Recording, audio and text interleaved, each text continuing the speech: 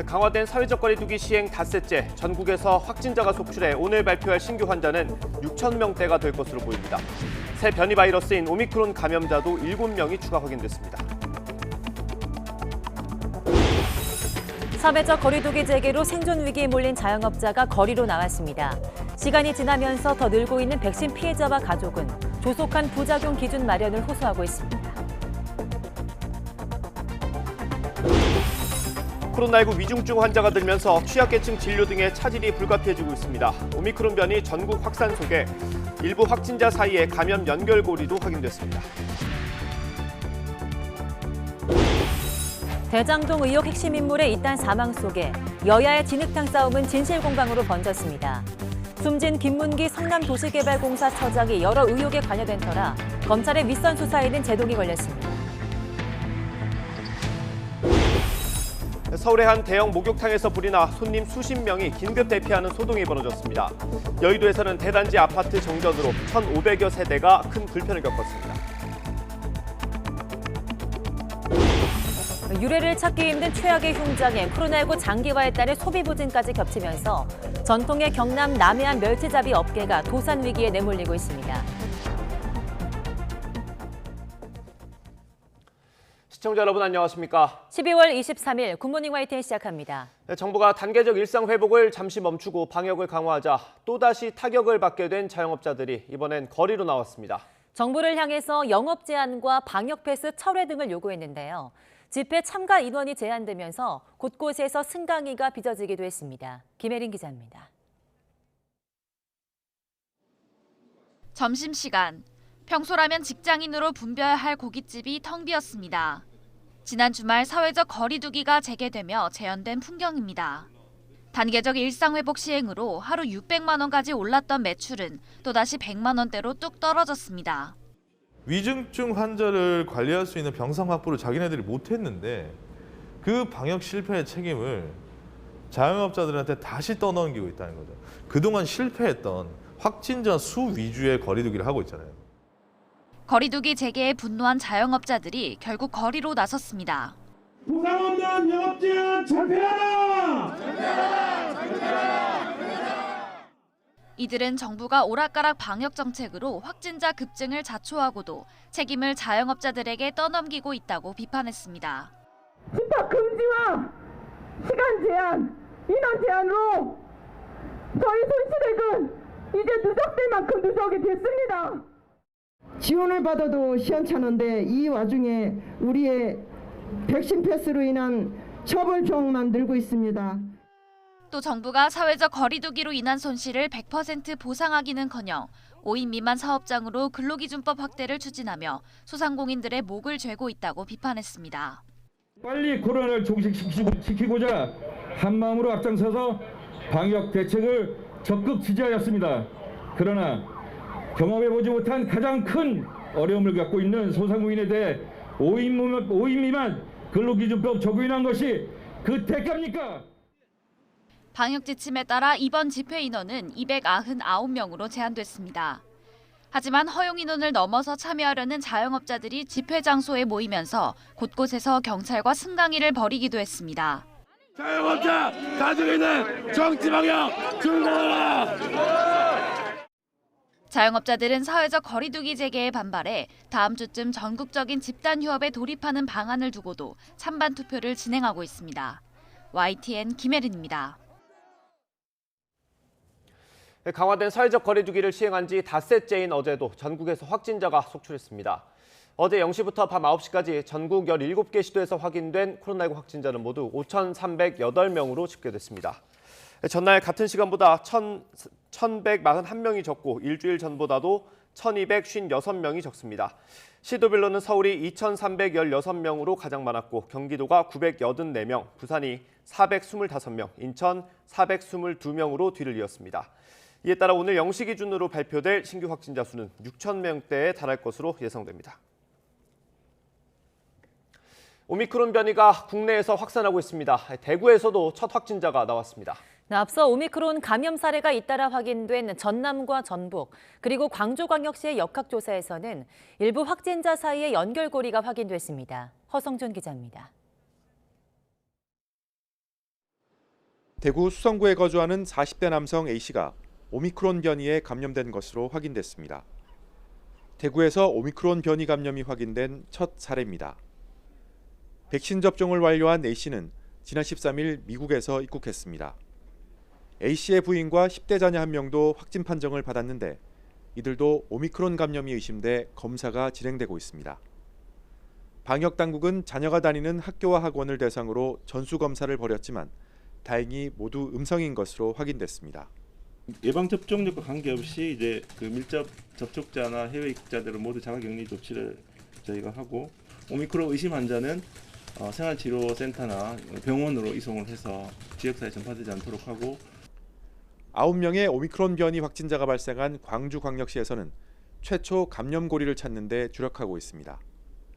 방역 당국은 지난 11일 확진된 광주시 산하 공공기관 직원과 전남 한평 오미크론 확진자가 같은 시간대에 호프집을 이용한 것을 확인했습니다. 지난 11월 25일 해외에서 입국한 전북 확진자로부터 N차 감염을 통해 한평과 광주로 순차적으로 전파된 것으로 보입니다. 12월 11일 남구 소재 호프집에서 한평의 오미크론 확진자인 전남 5161번 환자와 동일 시간대 접점이 확인되었습니다. 따라서 11월 25일 입국자의 추가 전파 사례로 분류될 예정입니다. 어제 하루 수도권을 제외한 14개 시도 가운데 10곳에서 세 자릿수 환자가 나왔습니다. 부산이 431명으로 가장 많았고 경남 246명, 충남 162명 등 비수도권에서만 2,000명에 가까운 확진자가 나왔습니다. YTN 허성준입니다. 정부가 공공병원을 중심으로 코로나19 병상 10,000개를 더 확보하겠다고 밝혔습니다. 기존 진료 병상과 인력도 동원되면서 일반 환자와 취약계층 진료에 차질이 불가피한 상황입니다. 이영원 기자입니다. 정부가 코로나19 확진자 10,000명에 대비한 병상 확충에 나서면서 코로나19가 아닌 다른 일반 환자 진료에는 차질이 불가피해졌습니다. 서울대병원 등 국립대병원은 전체 성인 중환자실의 40%를 코로나19 중환자 치료에 투입합니다. 정형외과 등 코로나 진료가 가능하지 않은 중환자실이 있는 점을 고려하면 내과 쪽 대부분이 동원됩니다. 병상 1% 추가 확보 행정명령이 내려진 상급 종합병원에서는 300병상이 코로나19 환자용으로, 국립중앙의료원과 서울의료원 등은 일반 환자를 모두 퇴원시키거나 다른 병원으로 보내 병상을 확보하게 됩니다. 이번에는 이쪽 부분들에 있어서 인력들을 다소 이쪽 코로나19 진료 쪽으로 빼내는 형태이다 보니까 코로나19 진료를 좀 늘리면서 일반 진료 쪽에 축소들이 좀 동반되는 상황이 될 것입니다. 코로나19 치료가 최우선이 되면서 긴급성이 떨어지는 수술은 연기하고 신규 입원자는 받지 않는 등 선택적 진료를 할 수밖에 없다는 겁니다. 이에 일반 환자는 물론 의료기관 선택이 제한적인 취약계층은 한동안 진료받는 데 불편을 감수해야 하는 상황입니다. 다음 주 중으로 이제 중환자 병상도 확충하라고 명령이 와서 그거 위해서 이제 ICU 줄이면은 수술을 줄일 예정이긴 해요. 네, 한두 달 정도 미뤄도 크게 환자 상태에 영향이 없는 수술을. 정부는 일부 진료 지연과 불편의 국민 협조를 당부했지만 전파력 높은 오미크론 변이가 확산해 확진자 숫자가 더 늘면 의료 대응은 더욱 힘들어질 수 있다는 지적입니다. YTN 이영훈입니다. 코로나19의 게임 체인저로 기대받아온 먹는 치료제가 미국에서 처음으로 승인을 받았습니다. 가정에서 알약으로 먹을 수 있어서 의료 시스템 부담도 덜어줄 것으로 보입니다. 김연아 기자입니다. 미국 식품의약국 FDA가 화이자의 먹는 코로나19 치료제 팍스로비드의 사용을 긴급 승인했습니다. 경증이나 중간 정도의 증세가 있는 성인 환자와 중증을 앓을 위험이 있는 12세 이상 소아 청소년 환자는 가정에서도 이 약을 복용할 수 있게 된 겁니다. 증상이 나타난 직후부터 5일 동안 12시간마다 복용해야 합니다. 화이자가 FDA에 제출한 최종 임상시험 결과에는 감염 뒤 5일 이내인 감염자가 팍스로비드를 먹으면 중증과 사망 확률을 89% 줄여주는 것으로 나타났습니다. 의료진과 병상 확보의 부담이 크게 줄어들 수 있는 것입니다. 또 먹는 치료제는 바이러스 복제에 필요한 효소를 표적으로 하고 있어 어떤 변이에도 효과가 있을 것으로 기대되고 있습니다. 먹는 치료제가 게임 체인저로 불리는 이유입니다. 로이터 통신은 오미크론 퇴치에 중요한 수단이 될 것으로 기대된다고 보도했고 AP통신은 오랫동안 기다려온 이정표라고 평가했습니다.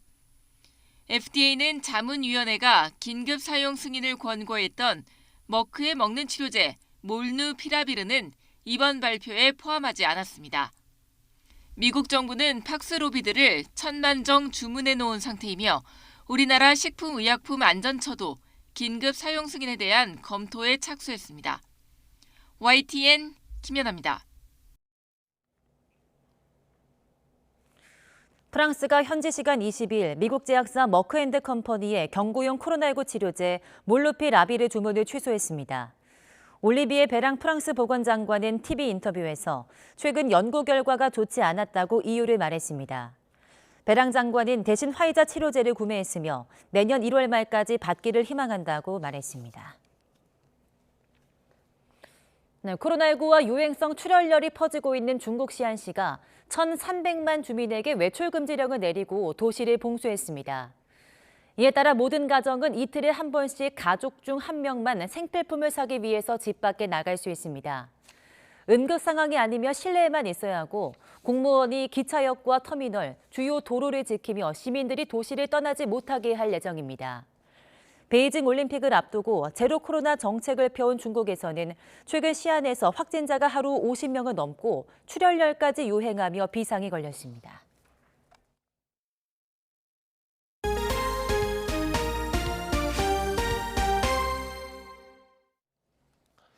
그제 숨진 채 발견된 대장동 개발 당시 실무자 김문기 처장의 유족들이 기자회견을 열었습니다. 유족들은 고인이 꼬리 자르기에 희생됐다고 주장했습니다. 고인은 당시 어떤 결정을 내릴 위치가 아니었는데도 공사와 수사기관이 압박했다는 겁니다. 엄윤주 기자의 보도입니다. 숨진 김문기 성남도시개발공사 개발 1처장을 향한 핵심 의혹은 대장동 개발 사업에서 초과 이익 환수 조항을 삭제하는 데 관여했다는 겁니다. 실제 지난 2015년 대장동 민간 사업자 선정 당시 정민용 변호사와 함께 심사에 직접 참여하기도 했습니다. 또한 정 변호사에게 비공개 자료인 민간 사업자 평가 배점표 등을 열람하게 해줬다는 이유로 공사로부터 중징계를 통보받았습니다. 이렇게만 놓고 보면 검찰과 경찰에서 동시에 진행되고 있는 대장동 의혹 수사의 핵심 인물로 비추어집니다. 하지만 유족들은 김 처장이 단순 실무자였다며 억울함을 호소했습니다. 윗선의 지시 없이는 대장동 사업 실무를 추진할 힘이 없는 위치였다며 공사 측이 김 처장에게 모든 책임을 떠넘기려 한다고 주장했습니다. 상식적으로 이해가 안 가더라고요.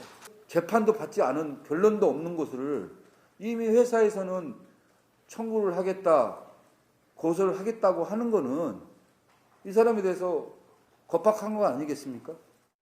비판의 화살은 수사기관으로도 향했습니다. 김 처장의 상급자들은 제대로 수사하지 않은 채 실무자에 불과한 김 처장만 무리하게 압박하며 조사했다는 겁니다. 업무 영역이 아닌 부분까지 하지 않았느냐 그런 질문과 그다음에 그런 거를 들었던 것 같아요. 물어볼 사람이 없는 거죠. 실무자는 딱 한 명밖에 없으니까. 이에 대해 검찰 관계자는 국민적 의혹이 있는 사건을 규명하는 과정에서 불행한 일이 발생해 안타깝다면서도 강압 수사는 없었다고 거듭 선을 그었습니다. 이런 가운데 경찰은 김 처장의 정확한 사망 경위를 밝히기 위해 유족 동의를 얻어 부검을 진행하기로 했습니다. 현재까지 김 처장의 유서는 나오지 않았습니다. YTN 엄윤주입니다. 대장동 개발 의혹 수사 과정에서 공사 출신 인사들이 잇따라 사망하면서 정치권에선 또 특검 얘기가 나왔습니다. 국민의힘이 특검을 압박했고 민주당 이재명 후보도 필요하다는 입장을 다시 확인했습니다. 하지만 추진 방식을 놓고는 여전히 이견을 보이고 있습니다. 조성호 기자의 보도입니다. 유한기 전 성남도시개발공사 본부장에 이어 대장동 개발 실무를 맡았던 김문기 처장이 숨진 채 발견된 걸 계기로 야당은 민주당 이재명 후보에 대한 공세의 고삐를 다시 잡았습니다. 국민의힘 김종인 총괄선대위원장은 긴급 기자회견을 자청해 특검을 당장 받아들이라고 압박했습니다.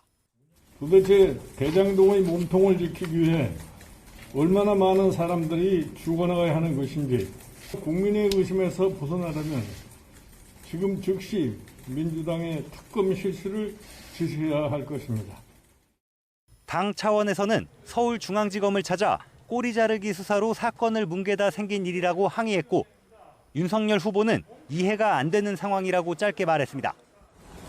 지금 너무 많은 사람들이 저도 국민의 한 사람으로서 이해가 안 되는 그런 상황입니다. 이 후보는 한때 부하 직원인 김 처장 사망에 안타까운 마음을 드러냈습니다. 이미 특검을 요청했다고 거듭 밝히면서 혐의도 없는데 망신 주려는 게 아니라면 검찰이든 특검이든 조사받겠다는 뜻도 밝혔습니다. 여야 협의를 통해서 해야 될 테니까요. 제 입장은 어쨌든 실체를 명확하게 밝히고 상응하는 책임을 서로 부담하는 게 바람직하다. 그 입장은 변함이 없습니다. 선대위 총괄특보단장인 정성호 의원도 이 후보가 당의 특검 논의를 계속 지시하고 있다면서 오히려 국민의힘에 의지가 있느냐고 되물었습니다. 합의하지 않은 일방적인 법안이죠.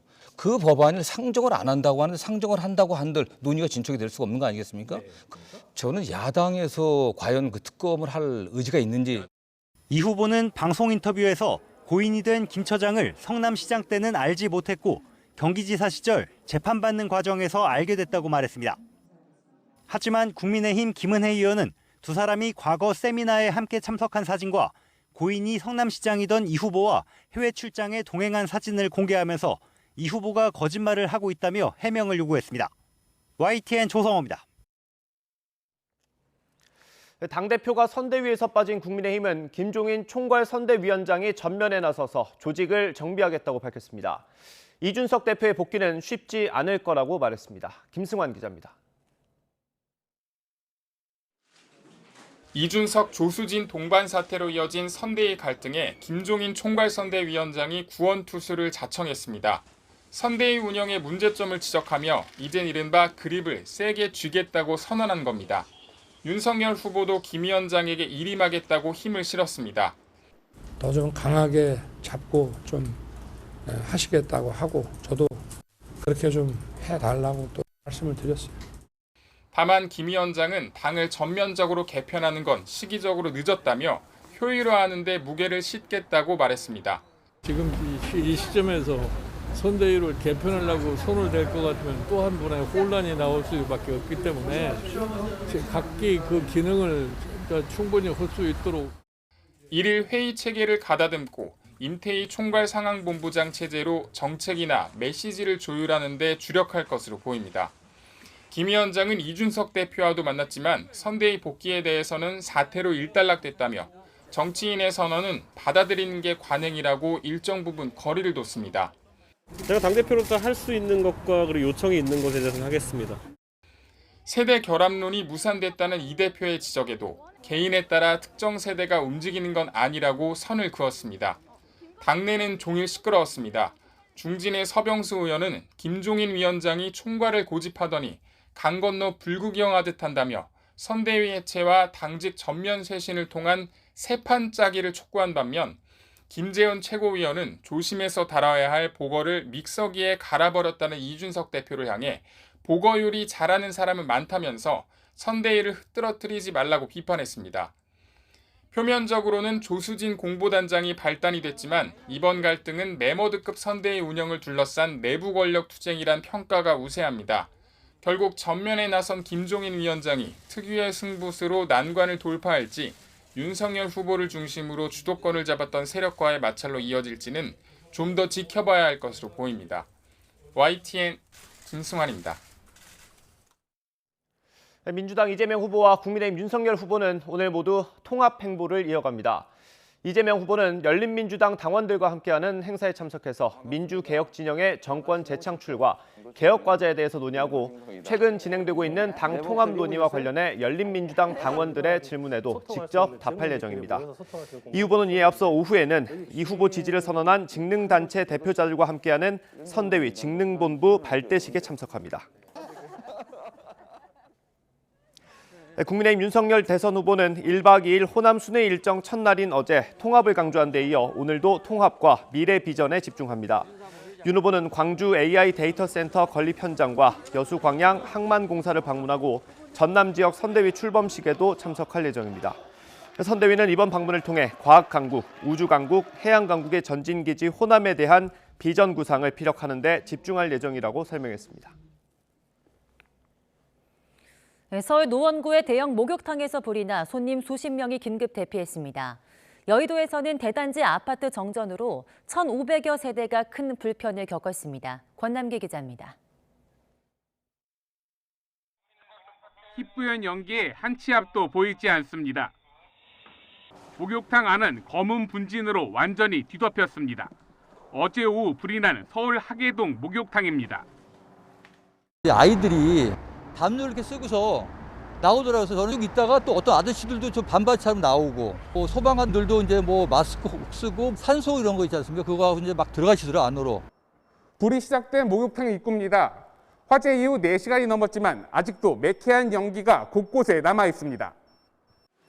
건물 지하에 있던 40여 명이 긴급 대피했고 5명이 연기를 마셔 병원으로 옮겨졌습니다.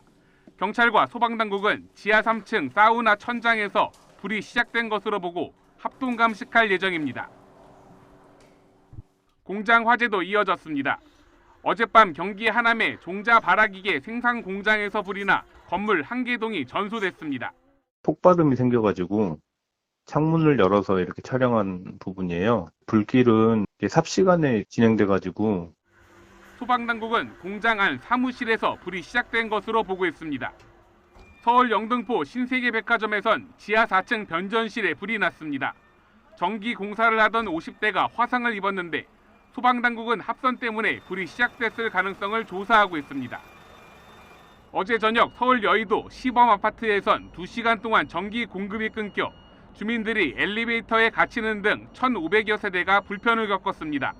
한전 측은 아파트 구내 변압기 고장 때문에 정전이 된 것으로 보인다고 설명했습니다. YTN 권난기입니다.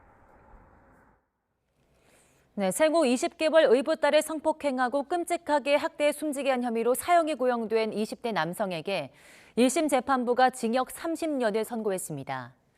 시민단체는 치밀한 살해 의도가 없었다는 이유로 형량이 줄어드는 일이 반복되고 있다며 비판했습니다. 양동훈 기자입니다. 20개월 된 아기를 성폭행하고 잔인하게 학대해 숨지게 한 29살 양모 씨. 대전지방법원은 아동학대 살해 등 혐의로 재판에 넘겨진 양 씨에게 징역 30년을 선고했습니다. 또 아동 청소년 관련 기관 취업 제한 10년, 위치 추적 전자장치 부착 20년 등을 명령했습니다. 검찰이 청구한 성충동 약물 치료와 신상 공개 명령은 기각했습니다. 지난 6월 양 씨는 대전에 있는 한 다세대 주택에서 생후 20개월 의붓딸을 주먹과 발로 수십 차례 때려 숨지게 했습니다. 재판 과정에서 양 씨는 아기에게 성폭행을 저지른 사실도 인정했습니다. 법원은 양 씨의 잔혹한 범행으로 아기가 귀중한 생명을 잃었지만 살해 의도를 갖고 치밀하게 범행한 정황이 없고 유년기에 불우한 환경에서 자란 점을 참작했다며 양형 이유를 밝혔습니다. 사회 곳곳에 있을 유사한 학대 범죄의 경종을 울리기 위해서는 중형을 내려야 하지만 양 씨의 생명을 박탈하는 판결을 내릴 만한 정당성은 없다고 설명했습니다. 또 정신감정결과 성도착증에 대한 정신병력 증상을 보이지 않았고 위치 추적 전자장치 부착 처분이 내려진 점을 고려해 일명 화학적 거세로 불리는 성충동 약물 치료 명령은 기각했다고 말했습니다.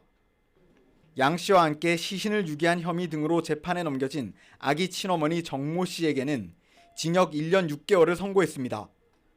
재판부가 징역 30년을 선고하는 순간 방청석에서는 탄식과 울음이 터져나왔습니다. 재판을 지켜본 시민단체 회원들은 앞서 정인이 사건 양모가 항소심에서 감형받은 것처럼 치밀한 살해 의도가 없었다는 이유로 형량이 줄어드는 사례가 반복되고 있다며 강하게 비판했습니다. 치밀하지 못했기 때문에 이게 감형이 돼야 된다는 게 이게 아이를 죽이는데 이 힘없는 아이를 죽이는데 얼만큼 치밀하게 계획을 해야 되는 겁니까? 검찰은 1심 재판 판결문을 면밀하게 검토한 뒤 항소 여부를 결정할 방침입니다. YTN 양동훈입니다. 10대 남자아이들을 상대로 성착취물을 제작하고 유포한 혐의를 받는 최찬욱에 대한 1심 선고가 오늘 오후 2시 대전지방법원에서 내려집니다.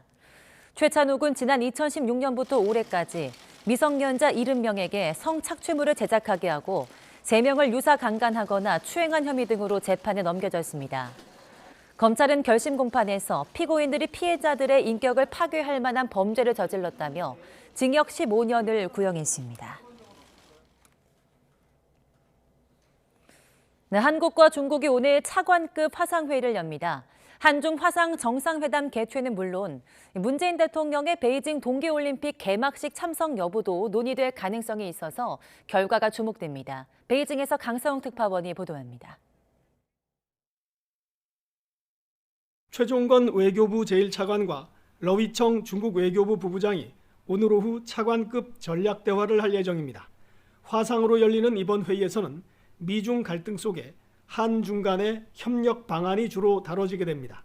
양측은 한중 관계, 한반도 문제, 지역 및 국제 문제 등 양국 간 상호 관심사에 대해 폭넓게 논의할 예정입니다. 무엇보다 문재인 대통령의 베이징 동계올림픽 개막식 참석 관련 논의가 이루어질지 주목됩니다.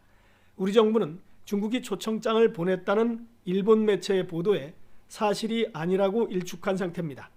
하지만 중국은 시인도 부인도 하지 않은 채 참석에 대한 기대를 나타내고 있습니다. 我们欢迎国际社会和各界人士以各种方式来华参加和支持2022年北京冬奥会. 다음 달 개최가 유력한 한중 화상 정상회담의 일정도 이번 대화에서 논의될 가능성이 높습니다. 양국이 지난 3일 텐진 고위급 회담에서 화상 정상회담의 개최 가능성을 시사했기 때문입니다. 시진핑 주석의 방한 추진과 관련해서는 양측은 코로나19 상황이 안정되어 제반 여건이 갖추어지는 대로 추진해 나가자는 공감대를 다시 한번 확인했습니다. 이번 대화에서 한국은 중국 의존도가 높은 원자재 수급에서 협력을 요청할 것으로 예상됩니다. 중국은 반도체를 중심으로 한 공급망 협력의 확대를 촉구할 것으로 보여 상호 절충점을 찾아야 합니다. 한국과 중국이 이번 대화에서 40여일 앞으로 다가온 베이징 올림픽을 계기로 북한을 대화회장으로 불러낼 수 있는 방안을 만들어낼지도 관심입니다. 베이징에서 YTN 강성웅입니다.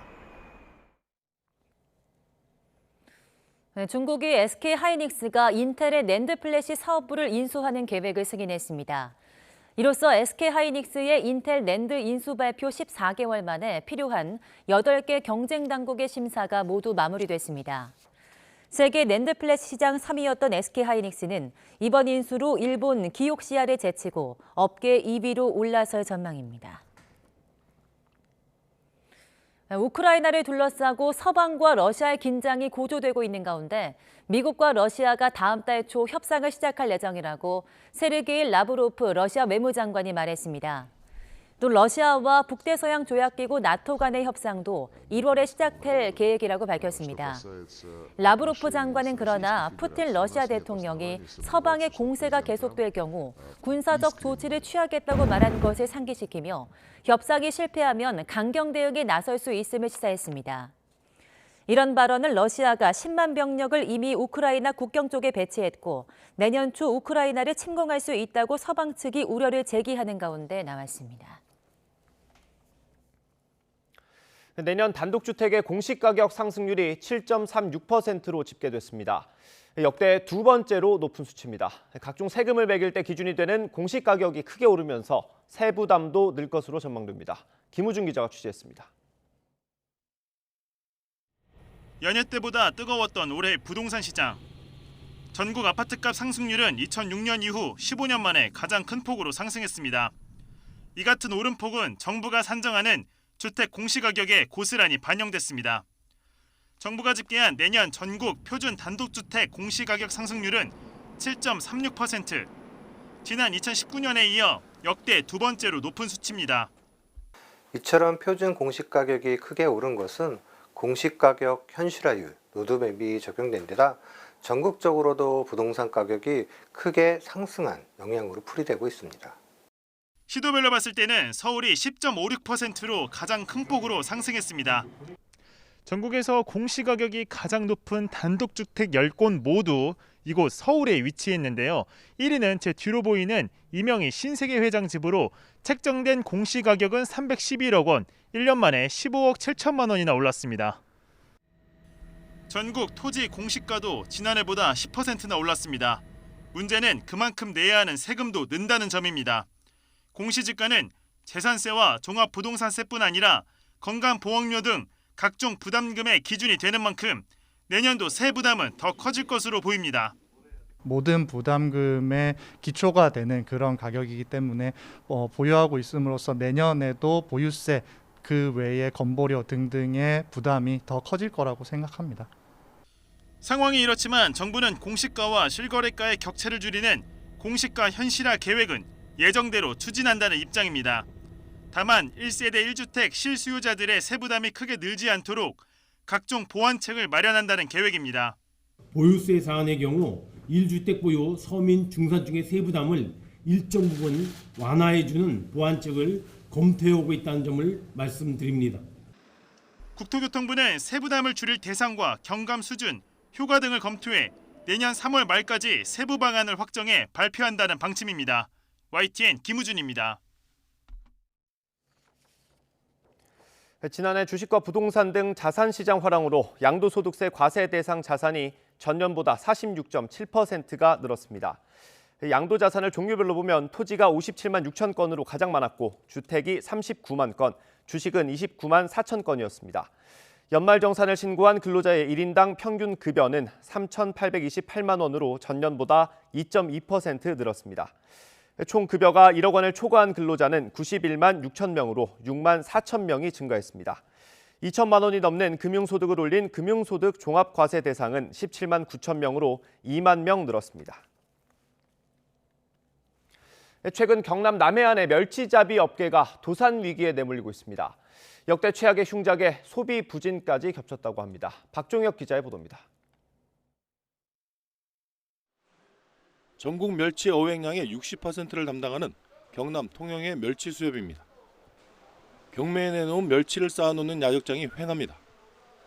예년 같으면 입구까지 가득 들어차야 하는데 야적장의 5분의 1 정도만 물건이 찼습니다.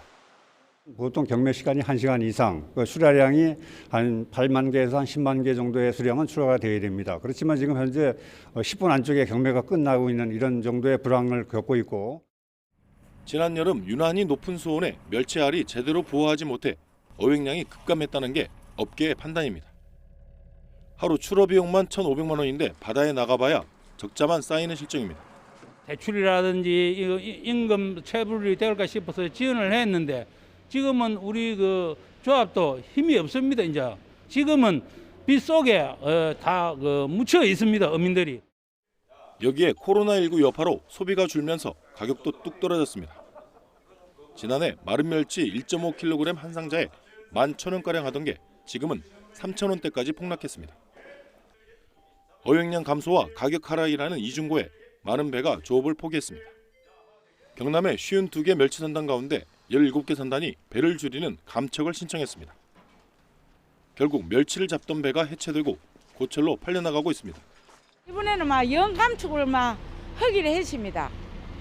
도저히 견딜 수가 없어요. 10년 동안 근어망 해가지고 이렇게 어렵기는 처음이에요. 도산 위기에 몰린 남해안 멸치잡이 어민들의 시름이 깊어가고 있습니다. YTN 박종혁입니다. 올해 가을 배추 생산량이 지난해보다 14% 넘게 급감한 114만 7천 톤으로 집계됐습니다. 지난 2019년 이후 2년 만에 가장 적은 수준으로 재배 면적 10아르당 생산량도 11% 넘게 감소했습니다. 통계청은 배추 재배 면적이 줄어든 상태에서 배추 포기가 형성되는 시기인 9월과 10월에 고온과 병해가 발생한 영향이라고 설명했습니다. 해외 입국자가 공항에서 집에 갈 때는 자신의 승용차나 전용 대중교통이 아니면 운전자와 기사 사이에 칸막이를 설치한 방역 택시를 타야 합니다.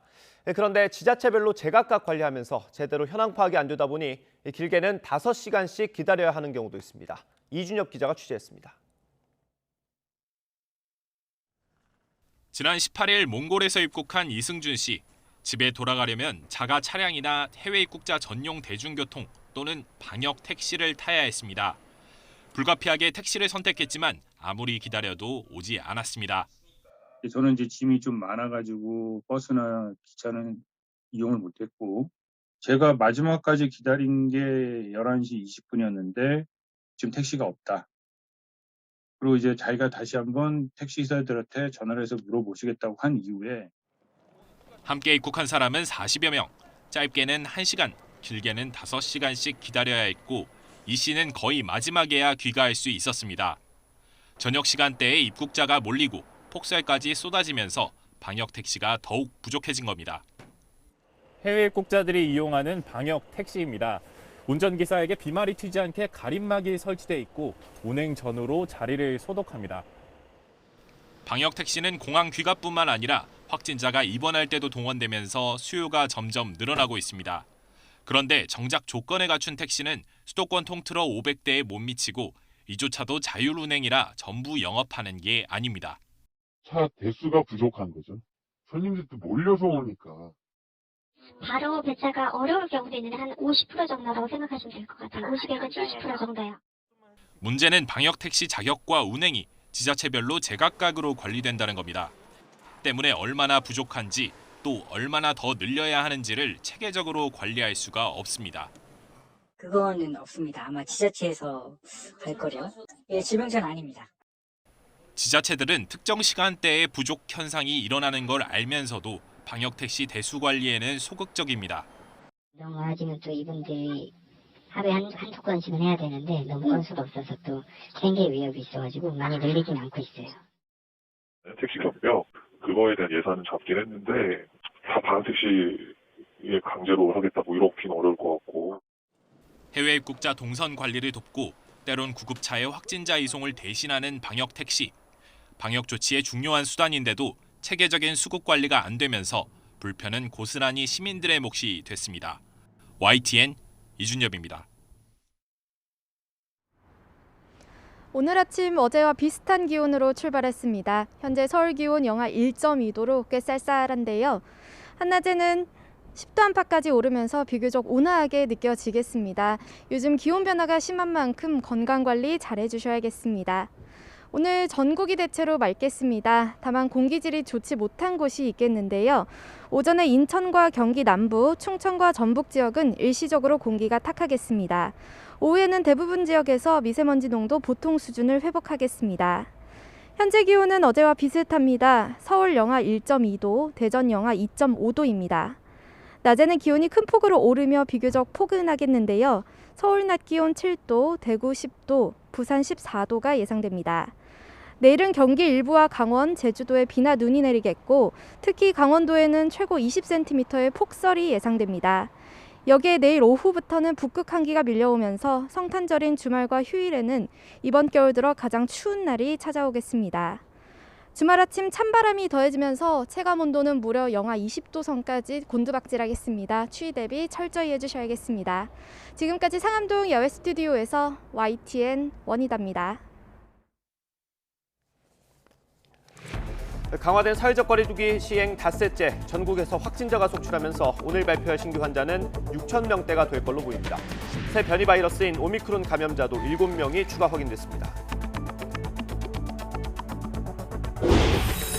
사회적 거리두기 재개로 생존 위기에 몰린 자영업자가 거리로 나왔습니다.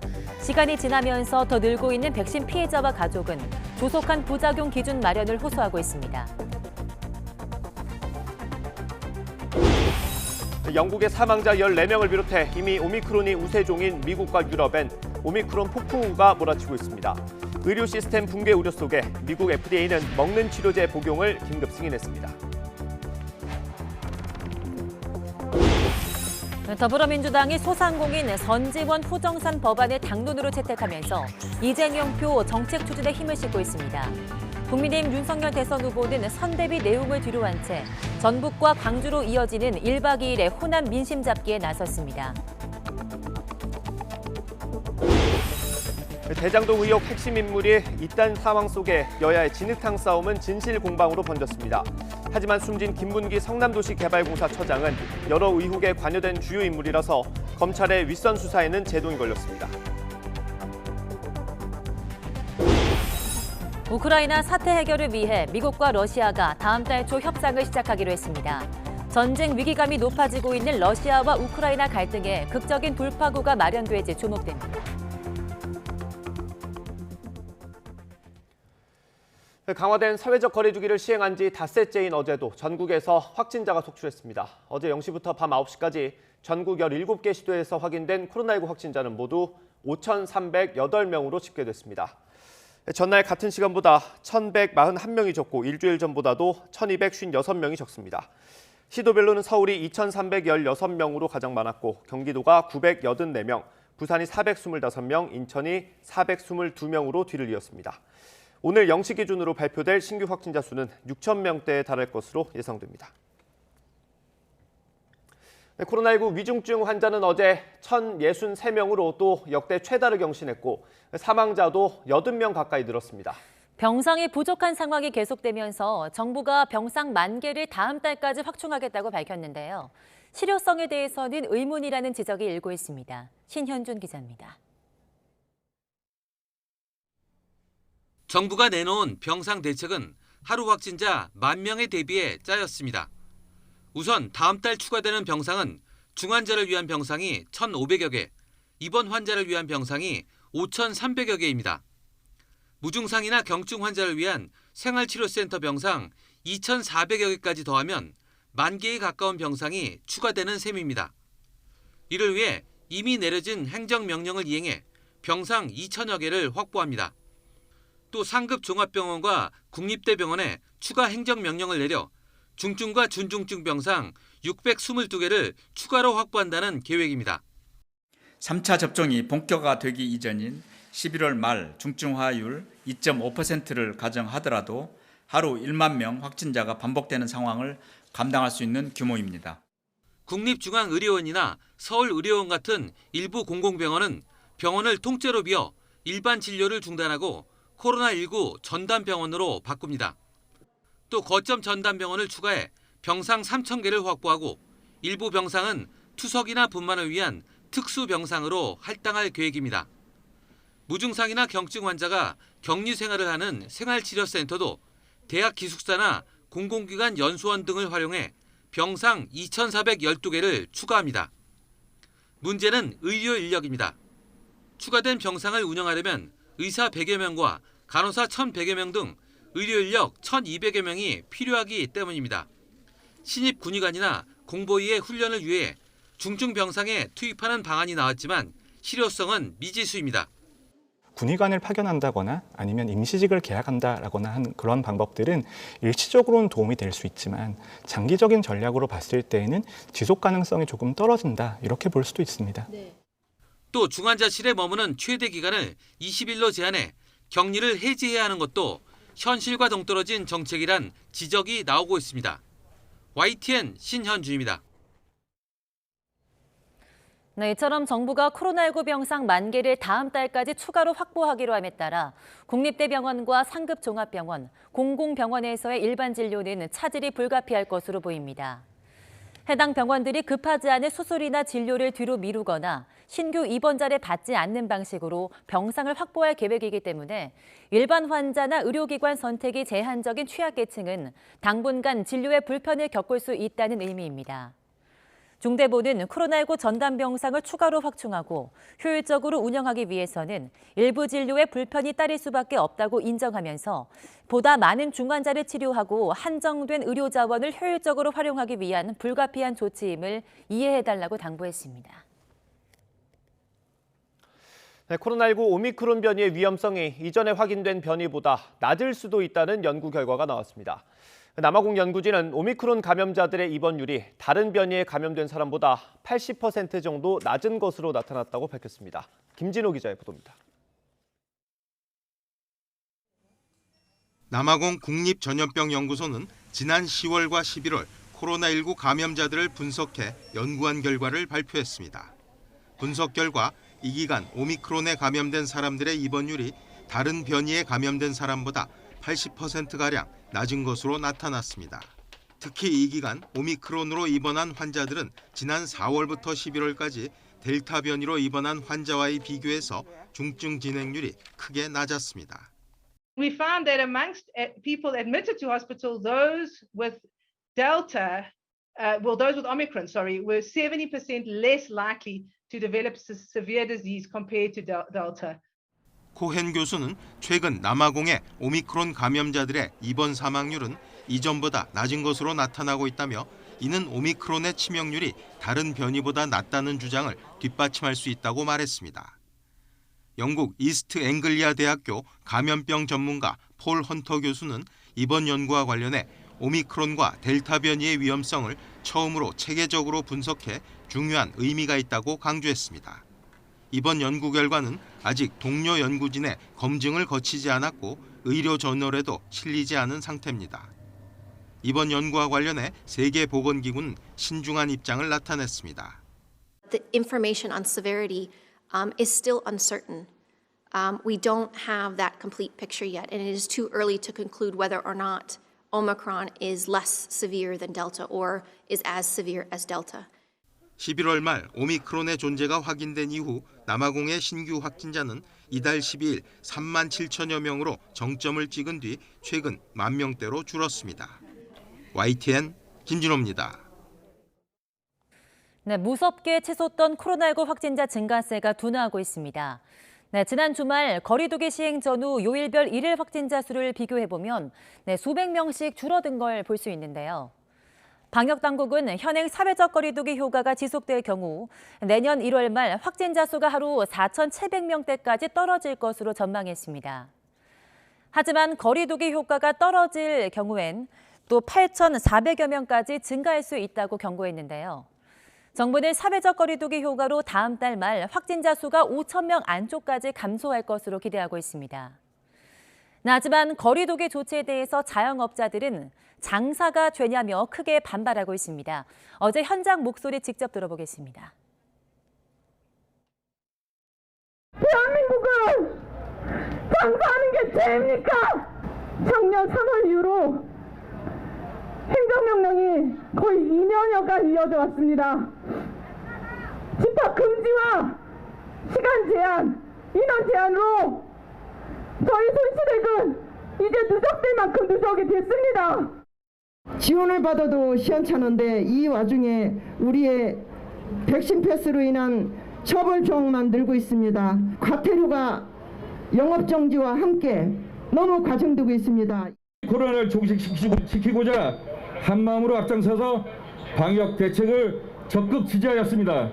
그러나 경험해보지 못한 가장 큰 어려움을 갖고 있는 소상공인에 대해 5인 미만 근로기준법 적용한 것이 그 대가입니까? 네, 백신 접종이 가장 효과적인 코로나19 대응책이라고 하지만 이상 반응 등 피해를 호소하는 사람도 적지 않습니다. 이들이 함께 모여서 기자회견을 열었는데요. 백신 부작용에 관한 기준 마련을 촉구했습니다. 홍성국 기자가 들어봤습니다. 아들 사진을 하염없이 바라보는 여성. 백신 접종 75일 만에 뇌출혈로 숨진 19살 김준우 군의 어머니 강일영 씨입니다. 아이들이 백신을 맞기 전에 사전검사, 피검사라도 한 번 더 해볼 수 있게 해주고 속이 메스꺼움이라든지 그런 사소한 부작용도 바로 병원 가서 치료받을 수 있게끔. 백신 접종 후 딸을 잃은 어머니. 대학을 갓 졸업한 25살 김주연 양은 1차 접종 후 심장에 이상 반응이 있었지만 병원은 대수롭지 않게 여겼고 2차 접종 후 나흘 뒤 심장마비로 세상을 떠났습니다. 어머니를 잃은 딸. 백신 접종 후 급성 백혈병으로 인한 뇌출혈이 발생했고 손쓸 겨를 없이 어머니를 떠나보내야 했습니다. 군청 공무원으로 확진자 이송 업무를 맡아 지난 3월 백신을 접종한 29살 김수호 씨. 접종 후 3일 뒤 이상 반응이 나타났고 희귀 난치성 질환인 중증 재생 불량성 빈혈 진단을 받았습니다. 골수 이식까지 받았지만 돌아온 건 질병과 백신엔 인과성이 없다는 정부 답변과 감당키 어려운 병원비였습니다. 정부에서 그 연초에 말했던 백신 접종 후 부작용이 생기면 책임진다고 했던 그 말을 꼭 약속을 지켜주셨으면 좋겠어요. 보건당국은 예방접종 이상 반응에 대한 자료가 충분치 않거나 백신보다는 다른 가능성이 더 크다는 이유로 부작용에 대한 인과성을 대부분 인정하지 않고 있습니다. 이에 대해 피해자와 가족들은 부작용 치료 전담 병원을 지정하고 피해 보상을 심의할 때 피해자나 가족을 참여시켜달라고 촉구했습니다. 무엇보다 백신 부작용에 대한 기준을 제대로 마련해달라고 요구했습니다. 우리 정부의 방침에 따라 순수하게 백신 접종한 국민입니다. 그렇다면 백신 접종에 따라 발생한 피해 또한 정부가 책임져야 된다고 다시 한번 말씀드립니다. 백신 접종이 코로나19 예방을 위한 가장 효과적인 대응책인 것은 분명하지만 피해를 호소하는 사람들을 위한 대책 마련도 필요하다는 지적이 나옵니다. YTN 홍석입니다. 내년 2월부터 청소년까지 확대 적용되는 백신 패스가 직권 남용에 해당한다며 고3 양대림군 등 시민 950명이 문재인 대통령과 김부겸 국무총리 등을 검찰에 고발했습니다. 양군은 문 대통령 등이 위헌 소지가 있는 방역 패스 제도를 시행하도록 직권을 남용하고 신체의 자유와 평등권 등 국민의 기본권도 침해했다고 주장했습니다. 네, 청소년 방역 패스 도입을 둘러싼 학부모 단체와 정부의 법적 공방이 내일 시작됩니다. 소송 참가자들은 정부가 국민 보호를 이유로 백신 접종을 사실상 강제하면서 부작용에 대한 의문과 기본권 침해는 무시하고 있다고 주장했습니다. 그러면서 소아 청소년을 보호할 권리와 의무는 정부에 앞서서 보호자에게 있다고 강조했습니다. 60세 이상 고령층의 코로나19 백신 3차 접종률이 62.5%를 기록했고 지난주 12세에서 17세 청소년 백신 접종자는 24만 명으로 전주보다 2배 이상 증가한 것으로 확인됐습니다. 방역당국은 최근 초등학생 코로나19 발생률이 지난 11월 4주차에 10만 명당 9.4명에서 지난주 22명으로 2배 이상 증가했다며 접종이 가능한 연령대에서 접종률을 높여야 접종을 못 받는 사람들을 보호할 수 있다며 백신 접종 참여를 당부했습니다. KBS 사내 어린이집에서 원아를 포함해 코로나19 확진자가 대거 발생했습니다. KBS는 어제 서울 여의도동의 사내 어린이집에서 원아 16명, 직원 3명 등 19명이 코로나19 양성 판정을 받았다고 밝혔습니다. 이와 별개로 해당 어린이집 학부모인 KBS 직원 3명도 확진됐습니다.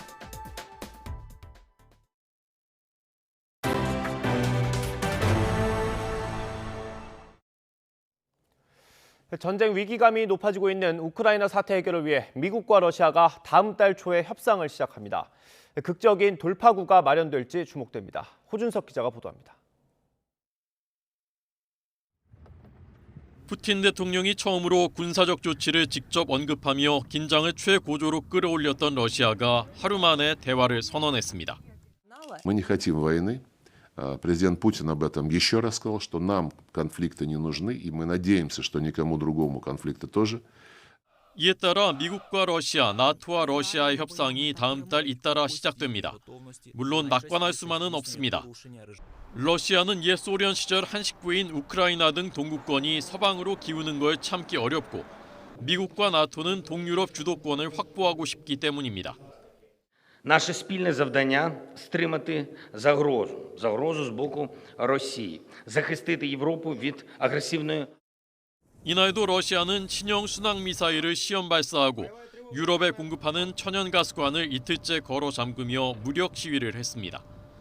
나토도 신속 대응군 4만 명이 유사시 5일 안에 참전할 수 있도록 전투 준비 태세를 강화했고 미국은 스마트폰, 항공기, 자동차의 주요 부품을 러시아에 수출하지 않을 수 있다고 경고했습니다.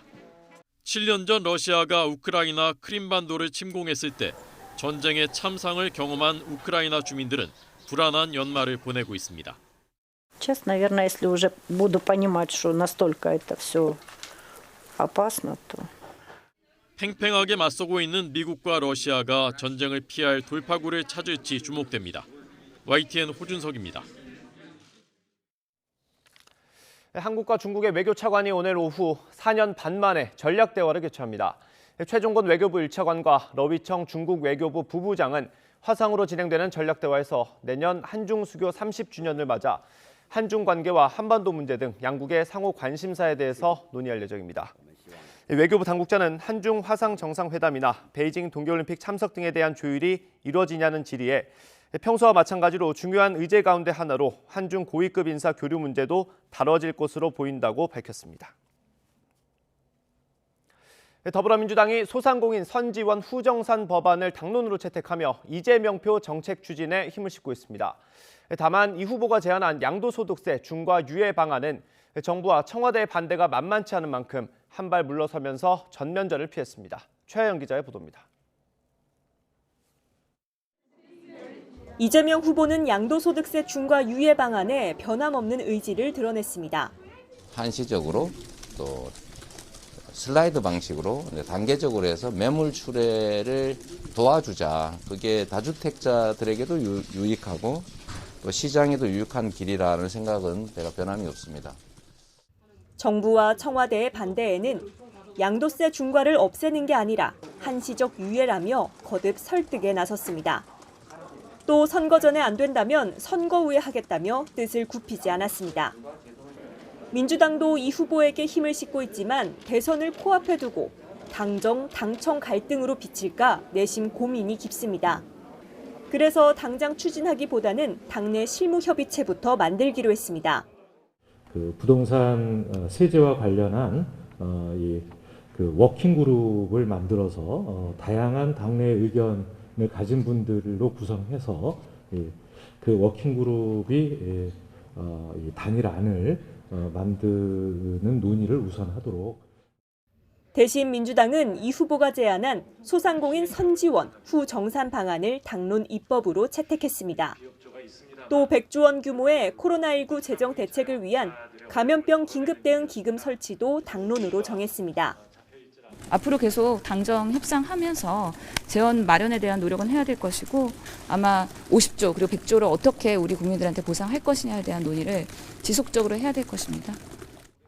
추경 편성에 난색을 보이는 정부에 맞서 이재명표 손실보상책을 실현하겠다는 정면 돌파 의지로도 읽힙니다. 자칫 정부 반대에 밀려 이 후보 정책이 후퇴할 경우 말 바꾸기 공세에 휘말릴 수 있는 만큼 민주당은 최대한 힘을 실어주겠다는 방침이지만 당정청 갈등 모양새는 부담으로 작용하고 있습니다. YTN 최하영입니다. 국민의힘 윤석열 후보는 선대위 내홍을 뒤로한 채 전북과 광주로 이어지는 1박 2일 동안 호남 민심 잡기에 나섰습니다. 하지만 가난하고 배운 게 없는 사람은 자유가 뭔지 모르고 그 필요성도 느끼지 못한다는 발언으로 또다시 구설에 올랐습니다. 부장원 기자의 보도입니다. 국민의힘 윤석열 후보의 전북 방문 첫 일정은 수소특화 국가산업단지였습니다. 윤 후보는 수소산업을 포함한 미래 먹거리 산업을 전북 지역에 육성하겠다고 공약했습니다. 전라북도를 그냥 곡창지대라고만 생각하는 인식을 빨리 바꿔야 됩니다. 하여튼 이런 미래 신산업에 대해서 정부가 과감한 손투자를 하고 또 그런 기업들이 들어와서 이 지역에서 돈을 많이 벌 수 있도록. 전주로 이동해선 5.18 민주화운동의 첫 희생자 이세종 열사의 추모비를 찾았습니다. 하지만 과거 윤 후보의 전두환 옹호 발언을 규탄하는 시위대가 몰리면서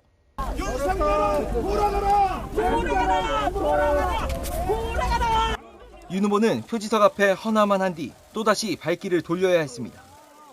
전북대 학생들과의 타운홀 미팅에선 지역 불균형 해소와 양질의 일자리 창출, 교육 시스템 개선 등을 약속했지만 질의응답에서 논란의 발언이 나왔습니다.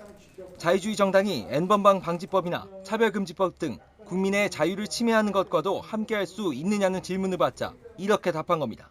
극빈의 생활을 하고 배운 것이 없는 사람은 자유가 뭔지도 모를 뿐 아니라 자유가 왜 개인에게 필요한지에 대한 그 필요성 자체를 느끼지를 못합니다.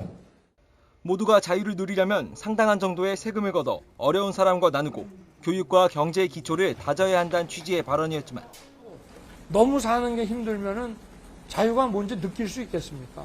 그죠? 모든 국민이 자유인이 돼야지 많이 배우고 또 잘 사는 사람만이 자유인이 돼서는 안 된다. 그럴 수 있습니다.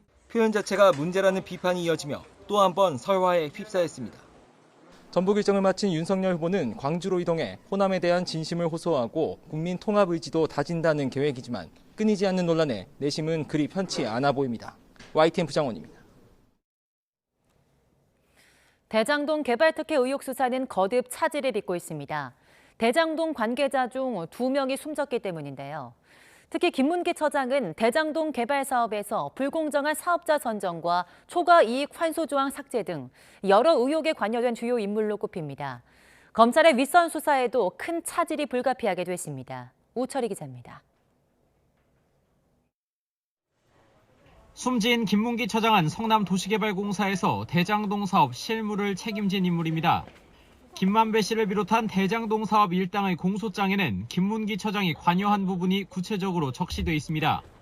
먼저 김 처장은 지난 2015년 3월 유동규 전 본부장의 지시를 받아 정민용 변호사와 함께 대장동 사업 우선협상 대상자 선정을 위한 내부 심사위원으로 참여했습니다.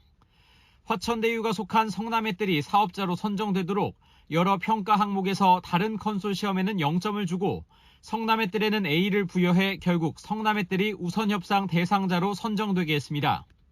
김 처장은 또 대장동 일당이 수천억 원대의 막대한 이익을 독점할 우려가 있다면서 초과이익 환수를 주장했다가 이후 알 수 없는 이유로 해당 조항을 삭제하기도 했습니다. 김 처장과 당시 부하 직원들은 추가 이익금은 출자 지분율에 따라 별도 배당하기로 한다는 조항 등을 추가한 사업협약서 수정안을 작성했습니다. 하지만 이후 정민용 변호사의 요구로 해당 조항을 삭제한 사업협약서 재수정안을 제시했고 공사의 추가 사업이익 배분 요구권이 누락된 협약이 최종 확정됐습니다. 이렇게 김 처장은 대장동 의혹의 열쇠를 쥔 핵심 인물이다 보니 지난 9일을 마지막으로 모두 4차례에 걸쳐 검찰에 나와 조사를 받았습니다. 다만 검찰은 대장동 일당과의 공모를 인정할 정황을 비롯한 범죄 혐의점이 없어 참고인 신분이었다면서 법과 절차에 따라 조사를 진행했을 뿐 강압적인 수사는 없었다고 분명히 했습니다. 앞서 황무성 초대 사장의 사퇴 압력 의혹에 연루된 유한기 전 본부장이 숨진 채 발견돼 검찰의 윗선 수사가 한동안 멈췄는데 다시 제동이 불가피해졌습니다.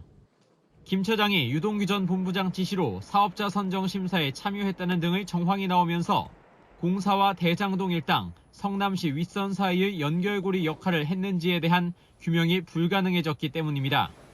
검찰이 대선에 미칠 영향 등을 고려해 연내 대장동 수사를 마무리할 것이란 전망이 나오기도 했지만 주요 사건 관계인의 사망으로 더욱 쉽지 않을 것으로 보입니다. YTN 우철입니다.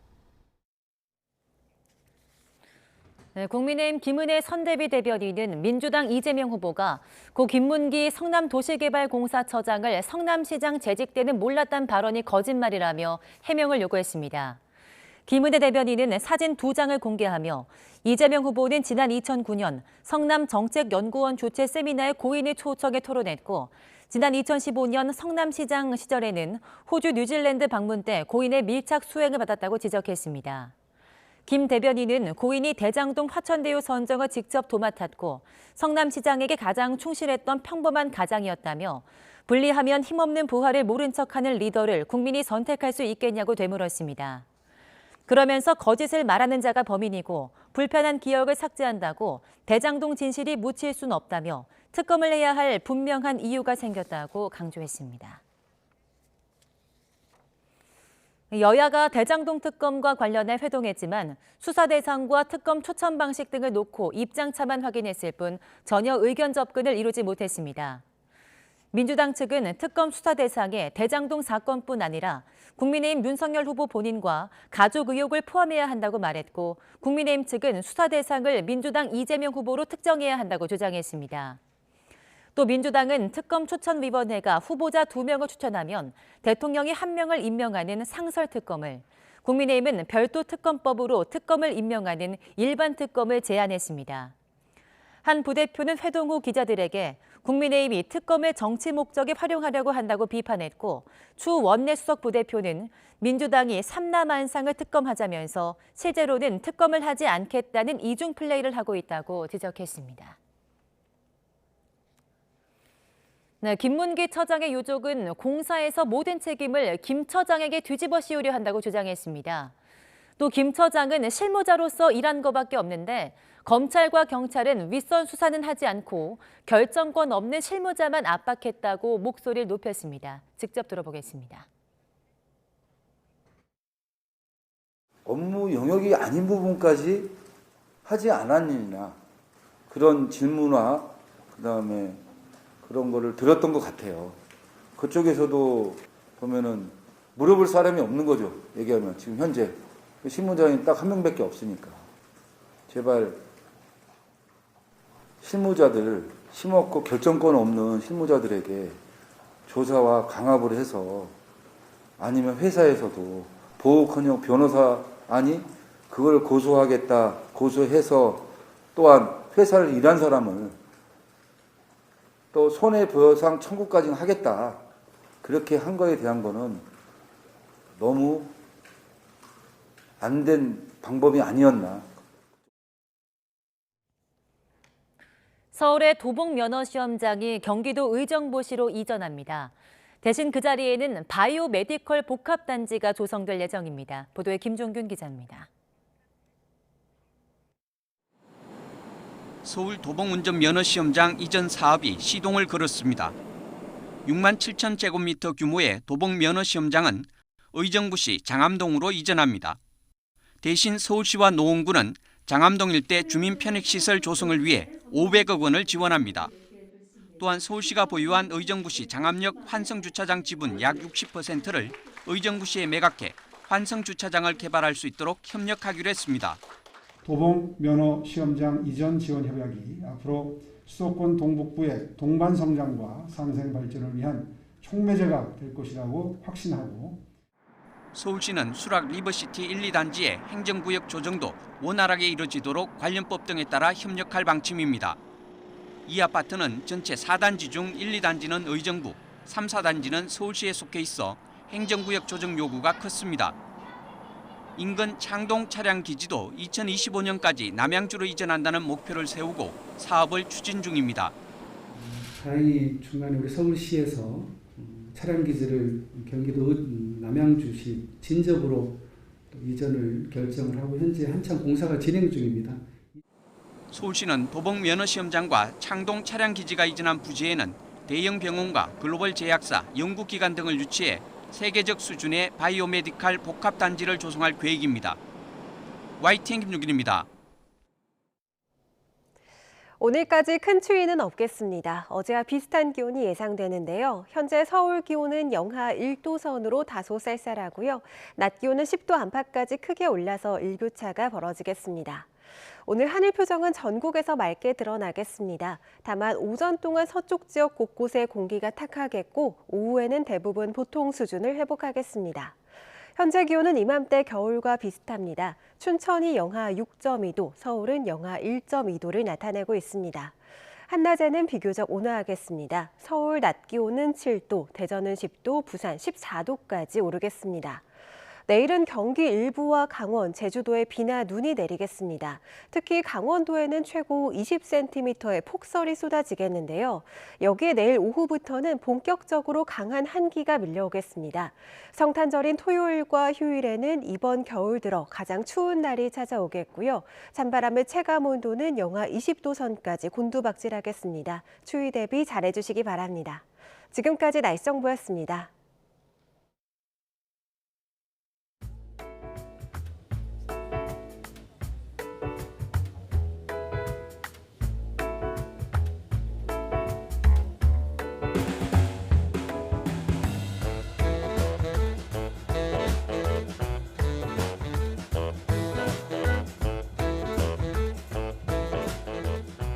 You know she's been nursing well because her weight is good. And she's very active and bright, so she looks really good.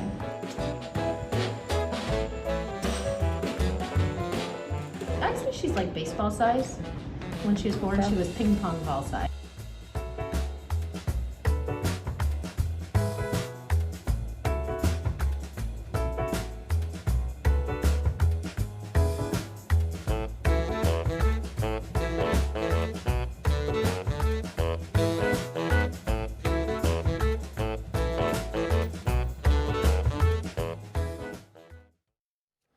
네, 굿모닝 YTN이라고 합니다. 정부가 단계적 일상 회복을 잠시 멈추고 방역을 강화하자 또다시 타격을 받게 된 자영업자들이 거리로 나왔습니다. 정부를 향해 영업 제한과 방역 패스 철회 등을 요구했는데요.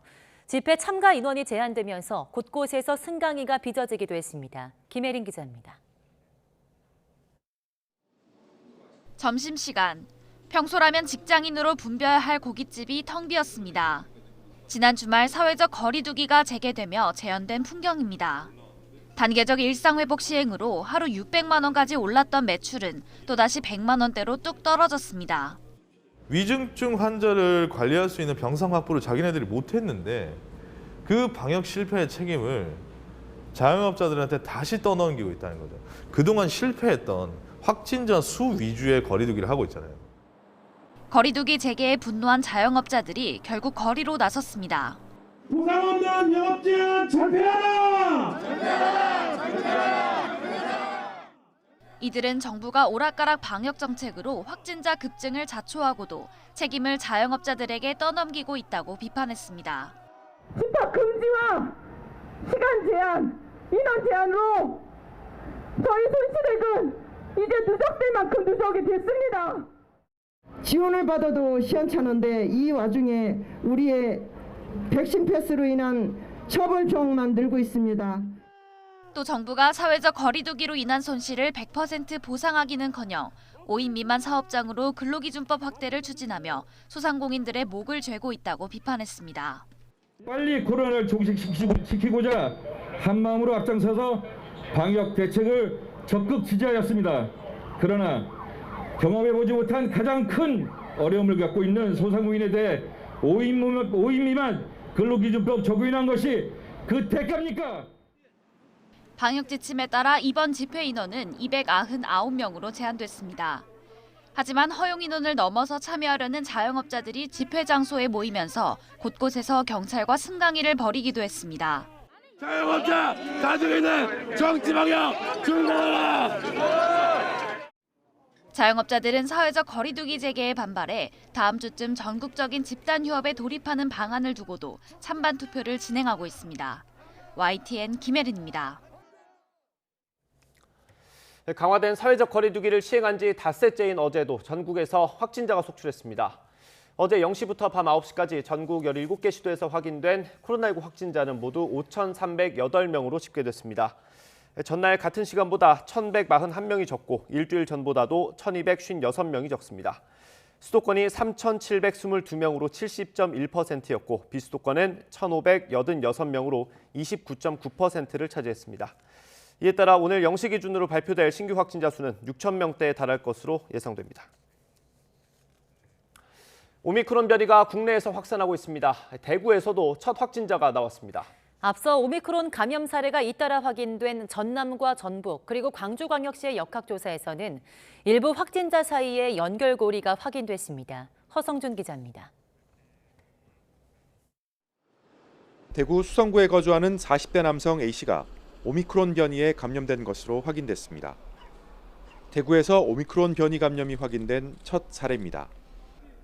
백신 접종을 완료한 A씨는 지난 13일 미국에서 입국했습니다. A씨의 부인과 10대 자녀 1명도 확진 판정을 받았는데 이들도 오미크론 감염이 의심돼 검사가 진행되고 있습니다. 방역 당국은 자녀가 다니는 학교와 학원을 대상으로 전수검사를 벌였지만 다행히 모두 음성인 것으로 확인됐습니다. 예방접종력과 관계없이 이제 그 밀접 접촉자나 해외 입국자들은 모두 자가격리 조치를 저희가 하고 오미크론 의심 환자는 생활치료센터나 병원으로 이송을 해서 지역사회에 전파되지 않도록 하고 9명의 오미크론 변이 확진자가 발생한 광주광역시에서는 최초 감염고리를 찾는 데 주력하고 있습니다. 방역당국은 지난 11일 확진된 광주시 산하 공공기관 직원과 전남 한평 오미크론 확진자가 같은 시간대에 호프집을 이용한 것을 확인했습니다. 지난 11월 25일 해외에서 입국한 전북 확진자로부터 N차 감염을 통해 한평과 광주로 순차적으로 전파된 것으로 보입니다. 12월 11일 남구 소재 호프집에서 한평의 오미크론 확진자인 전남 5161번 환자와 동일 시간대 접점이 확인되었습니다. 따라서 11월 25일 입국자의 추가 전파 사례로 분류될 예정입니다. 어제 하루 수도권을 제외한 14개 시도 가운데 10곳에서 세 자릿수 환자가 나왔습니다. 부산이 431명으로 가장 많았고 경남 246명, 충남 162명 등 비수도권에서만 2,000명에 가까운 확진자가 나왔습니다. YTN 허성준입니다. 영국에서 코로나19의 새로운 변이인 오미크론이 델타 변이보다 입원 위험이 낮다는 초기 연구 결과가 잇따라 나왔습니다. 임페리얼 칼리지 런던 연구진은 오미크론 변이 감염 시 델타 변이와 비교해서 입원 위험 가능성이 40에서 45% 적다고 발표했습니다. 임페리얼 칼리지 런던의 발병 분석 모델링 그룹 대표인 닐 퍼거슨 교수는 이 분석은 오미크론 변이가 델타 변이와 비교해서 입원 위험이 약간 적다는 증거를 보여준다고 말했습니다. 코로나19의 게임 체인저로 기대를 받아온 먹는 치료제가 미국에서 처음으로 사용 승인을 받았습니다. 가정에서 알약으로 먹을 수 있어서 의료 시스템 부담도 덜어줄 것으로 보입니다. 보도에 김연아 기자입니다. 미국 식품의약국 FDA가 화이자의 먹는 코로나19 치료제 팍스로비드의 사용을 긴급 승인했습니다. 경증이나 중간 정도의 증세가 있는 성인 환자와 중증을 앓을 위험이 있는 12세 이상 소아청소년 환자는 가정에서도 이 약을 복용할 수 있게 된 겁니다. 증상이 나타난 직후부터 5일 동안 12시간마다 복용해야 합니다. 화이자가 FDA에 제출한 최종 임상시험 결과에는 감염 뒤 5일 이내인 감염자가 팍스로비드를 먹으면 중증과 사망 확률을 89% 줄여주는 것으로 나타났습니다. 의료진과 병상 확보의 부담이 크게 줄어들 수 있는 것입니다. 또 먹는 치료제는 바이러스 복제에 필요한 효소를 표적으로 하고 있어 어떤 변이에도 효과가 있을 것으로 기대되고 있습니다. 먹는 치료제가 게임 체인저로 불리는 이유입니다. 로이터 통신은 오미크론 퇴치에 중요한 수단이 될 것으로 기대된다고 보도했고 AP통신은 오랫동안 기다려온 이정표라고 평가했습니다. FDA는 자문위원회가 긴급 사용 승인을 권고했던 머크의 먹는 치료제 몰누피라비르는 이번 발표에 포함하지 않았습니다. 미국 정부는 팍스로비드를 1,000만 정 주문해 놓은 상태이며 우리나라 식품의약품안전처도 긴급 사용 승인에 대한 검토에 착수했습니다. YTN 김연아입니다. 프랑스가 현지 시각 20일 미국의 제약사 머크앤컴퍼니의 경구용 치료제 몰누피라비르 주문을 취소했습니다. 올리비에 베랑 프랑스 보건장관은 TV 인터뷰에서 최근 연구 결과가 좋지 않았다고 말했습니다.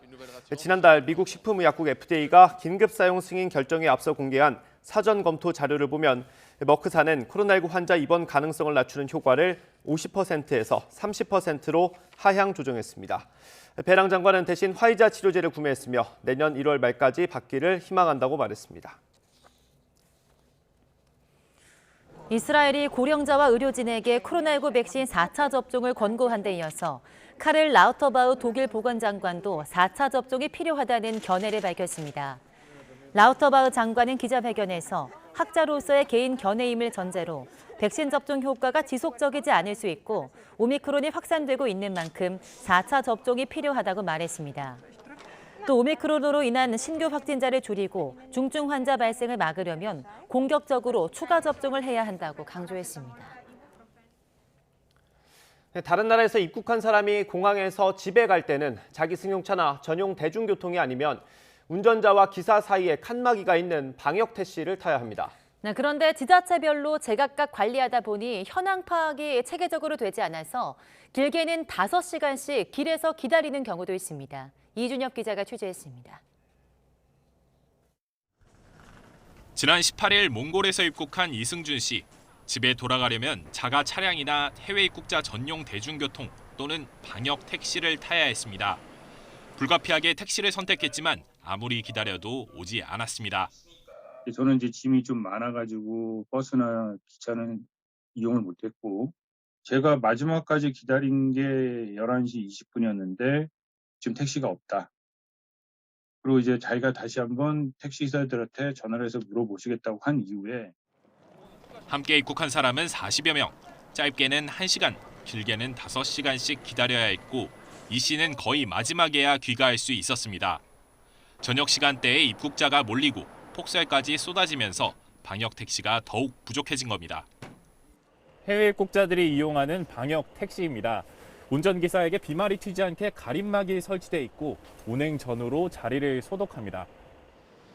방역 택시는 공항 귀가뿐만 아니라 확진자가 입원할 때도 동원되면서 수요가 점점 늘어나고 있습니다. 그런데 정작 조건에 갖춘 택시는 수도권 통틀어 500대에 못 미치고 이조차도 자율운행이라 전부 영업하는 게 아닙니다. 차 대수가 부족한 거죠. 손님들도 몰려서 오니까. 바로 배차가 어려울 경우도 있는데 한 50% 정도라고 생각하시면 될 것 같아요. 50에서 70% 정도요. 문제는 방역 택시 자격과 운행이 지자체별로 제각각으로 관리된다는 겁니다. 때문에 얼마나 부족한지 또 얼마나 더 늘려야 하는지를 체계적으로 관리할 수가 없습니다. 그거는 없습니다. 아마 지자체에서 할 거죠. 예, 질병차는 아닙니다. 지자체들은 특정 시간대에 부족 현상이 일어나는 걸 알면서도 방역 택시 대수 관리에는 소극적입니다. 너무 아직은 또 이분들이 하루에 한두 건씩은 해야 되는데 너무 건수도 없어서 또 생계 위협이 있어가지고 많이 늘리진 않고 있어요. 택시 경력 그거에 대한 예산은 잡긴 했는데 다 방역 택시에 강제로 하겠다 뭐 이렇게는 어려울 것 같고. 해외 입국자 동선 관리를 돕고 때론 구급차의 확진자 이송을 대신하는 방역 택시. 방역 조치의 중요한 수단인데도 체계적인 수급 관리가 안 되면서 불편은 고스란히 시민들의 몫이 됐습니다. YTN 이준엽입니다. 그제 숨진 채 발견된 대장동 개발 당시 실무자 김문기 처장의 유족들이 기자회견을 열었습니다. 유족들은 고인이 꼬리 자르기에 희생됐다고 주장했습니다. 고인은 당시 어떤 결정을 내릴 위치가 아니었는데도 공사와 수사기관이 압박했다는 겁니다. 엄윤주 기자가 보도합니다. 숨진 김문기 성남도시개발공사 개발 1처장을 향한 핵심 의혹은 대장동 개발 사업에서 초과 이익 환수 조항을 삭제하는 데 관여했다는 겁니다. 실제 지난 2015년 대장동 민간 사업자 선정 당시 정민용 변호사와 함께 심사에 직접 참여하기도 했습니다. 또한 정 변호사에게 비공개 자료인 민간 사업자 평가 배점표 등을 열람하게 해줬다는 이유로 공사로부터 중징계를 통보받았습니다. 이렇게만 놓고 보면 검찰과 경찰에서 동시에 진행되고 있는 대장동 의혹 수사의 핵심 인물로 비추어집니다. 하지만 유족들은 김 처장이 단순 실무자였다며 억울함을 호소했습니다. 윗선의 지시 없이는 대장동 사업 실무를 추진할 힘이 없는 위치였다며 공사 측이 김 처장에게 모든 책임을 떠넘기려 한다고 주장했습니다. 상식적으로 이해가 안 가더라고요. 재판도 받지 않은 변론도 없는 것을 이미 회사에서는 청구를 하겠다, 고소를 하겠다고 하는 거는 이 사람에 대해서 겁박한 거 아니겠습니까? 비판의 화살은 수사기관으로도 향했습니다. 김 처장의 상급자들은 제대로 수사하지 않은 채 실무자에 불과한 김 처장만 무리하게 압박하며 조사했다는 겁니다. 업무 영역이 아닌 부분까지 하지 않았느냐 그런 질문과 그다음에 그런 거를 들었던 것 같아요. 물어볼 사람이 없는 거죠. 실무자는 딱 한 명밖에 없으니까. 이에 대해 검찰 관계자는 국민적 의혹이 있는 사건을 규명하는 과정에서 불행한 일이 발생해 안타깝다면서도 강압 수사는 없었다고 거듭 선을 그었습니다. 이런 가운데 경찰은 김 처장의 정확한 사망 경위를 밝히기 위해 유족 동의를 얻어 부검을 진행하기로 했습니다. 현재까지 김 처장의 유서는 나오지 않았습니다. YTN 엄윤주입니다. 대장동 개발 의혹 수사 과정에서 공사 출신 인사들이 잇따라 사망하면서 정치권에선 또 특검 얘기가 나왔습니다. 국민의힘이 특검을 압박했고 민주당 이재명 후보도 필요하다는 입장을 다시 확인했습니다. 하지만 초진 방식을 놓고는 여전히 이견을 보이고 있습니다. 조성호 기자가 보도합니다. 유한기 전 성남도시개발공사 본부장에 이어 대장동 개발 실무를 맡았던 김문기 처장이 숨진 채 발견된 걸 계기로 야당은 민주당 이재명 후보에 대한 공세의 고삐를 다시 잡았습니다. 국민의힘 김종인 총괄선대위원장은 긴급 기자회견을 자청해 특검을 당장 받아들이라고 압박했습니다. 도대체 대장동의 몸통을 지키기 위해 얼마나 많은 사람들이 죽어나가야 하는 것인지 국민의 의심에서 벗어나려면 지금 즉시 민주당의 특검 실시를 지시해야 할 것입니다. 당 차원에서는 서울중앙지검을 찾아 꼬리 자르기 수사로 사건을 뭉개다 생긴 일이라고 항의했고 윤석열 후보는 이해가 안 되는 상황이라고 짧게 말했습니다. 지금 너무 많은 사람들이 저도 국민의 한 사람으로서 이해가 안 되는 그런 상황입니다. 이 후보는 한때 부하 직원인 김 처장 사망에 안타까운 마음을 드러냈습니다. 이미 특검을 요청했다고 거듭 밝히면서 혐의도 없는데 망신 주려는 게 아니라면 검찰이든 특검이든 조사받겠다는 뜻도 밝혔습니다. 여야 협의를 통해서 해야 될 테니까요. 제 입장은 어쨌든 실체를 명확하게 밝히고 상응하는 책임을 서로 부담하는 게 바람직하다. 그 입장은 변함이 없습니다. 선대위 총괄특보단장인 정성호 의원도 이 후보가 당의 특검 논의를 계속 지시하고 있다면서 오히려 국민의힘에 의지가 있느냐고 되물었습니다. 합의하지 않은 일방적인 법안이죠. 그 법안을 상정을 안 한다고 하는데 상정을 한다고 한들 논의가 진척이 될 수가 없는 거 아니겠습니까? 저는 야당에서 과연 그 특검을 할 의지가 있는지. 이 후보는 방송 인터뷰에서 고인이 된 김 처장을 성남시장 때는 알지 못했고 경기지사 시절 재판받는 과정에서 알게 됐다고 말했습니다. 하지만 국민의힘 김은혜 의원은 두 사람이 과거 세미나에 함께 참석한 사진과 고인이 성남시장이던 이 후보와 해외 출장에 동행한 사진을 공개하면서 이 후보가 거짓말을 하고 있다며 해명을 요구했습니다. YTN 조성호입니다. 당대표가 선대위에서 빠진 국민의힘은 김종인 총괄선대위원장이 전면에 나서서 조직을 정비하겠다고 밝혔습니다. 이준석 대표의 복귀는 쉽지 않을 거라고 말했습니다. 김승환 기자입니다. 이준석, 조수진 동반 사태로 이어진 선대위 갈등에 김종인 총괄선대위원장이 구원투수를 자청했습니다. 선대위 운영의 문제점을 지적하며 이젠 이른바 그립을 세게 쥐겠다고 선언한 겁니다. 윤석열 후보도 김 위원장에게 일임하겠다고 힘을 실었습니다. 더 좀 강하게 잡고 좀 하시겠다고 하고 저도 그렇게 좀 해달라고 또 말씀을 드렸어요. 다만 김 위원장은 당을 전면적으로 개편하는 건 시기적으로 늦었다며 효율화하는 데 무게를 싣겠다고 말했습니다. 지금 이 시점에서 선대위를 개편하려고 손을 댈 것 같으면 또 한 번의 혼란이 나올 수밖에 없기 때문에 각기 그 기능을 충분히 할 수 있도록. 1일 회의 체계를 가다듬고 임태희 총괄 상황본부장 체제로 정책이나 메시지를 조율하는 데 주력할 것으로 보입니다. 김 위원장은 이준석 대표와도 만났지만 선대위 복귀에 대해서는 사태로 일단락됐다며 정치인의 선언은 받아들이는 게 관행이라고 일정 부분 거리를 뒀습니다. 제가 당대표로서 할 수 있는 것과 그리고 요청이 있는 것에 대해서는 하겠습니다. 세대 결합론이 무산됐다는 이 대표의 지적에도 개인에 따라 특정 세대가 움직이는 건 아니라고 선을 그었습니다. 당내는 종일 시끄러웠습니다. 중진의 서병수 의원은 김종인 위원장이 총괄을 고집하더니 강 건너 불구경하듯 한다며 선대위 해체와 당직 전면 쇄신을 통한 새판 짜기를 촉구한 반면 김재현 최고위원은 조심해서 다뤄야 할 보궐을 믹서기에 갈아버렸다는 이준석 대표를 향해 보궐 요리 잘하는 사람은 많다면서 선대위를 흐트러뜨리지 말라고 비판했습니다. 표면적으로는 조수진 공보단장이 발단이 됐지만 이번 갈등은 메머드급 선대위 운영을 둘러싼 내부 권력 투쟁이란 평가가 우세합니다. 결국 전면에 나선 김종인 위원장이 특유의 승부수로 난관을 돌파할지 윤석열 후보를 중심으로 주도권을 잡았던 세력과의 마찰로 이어질지는 좀 더 지켜봐야 할 것으로 보입니다. YTN 김승환입니다.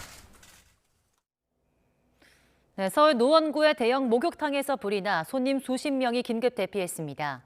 여의도에서는 대단지 아파트 정전으로 1,500여 대 세대가 큰 불편을 겪었습니다. 권남기 기자입니다. 희뿌연 연기에 한 치 앞도 보이지 않습니다. 목욕탕 안은 검은 분진으로 완전히 뒤덮였습니다. 어제 오후 불이 난 서울 하계동 목욕탕입니다. 아이들이 담요 이렇게 쓰고서 나오더라고요. 저는 여기 있다가 또 어떤 아저씨들도 좀 반바지처럼 나오고 소방관들도 이제 마스크 쓰고 산소 이런 거 있지 않습니까? 그거 이제 막 들어가시더라고요, 안으로.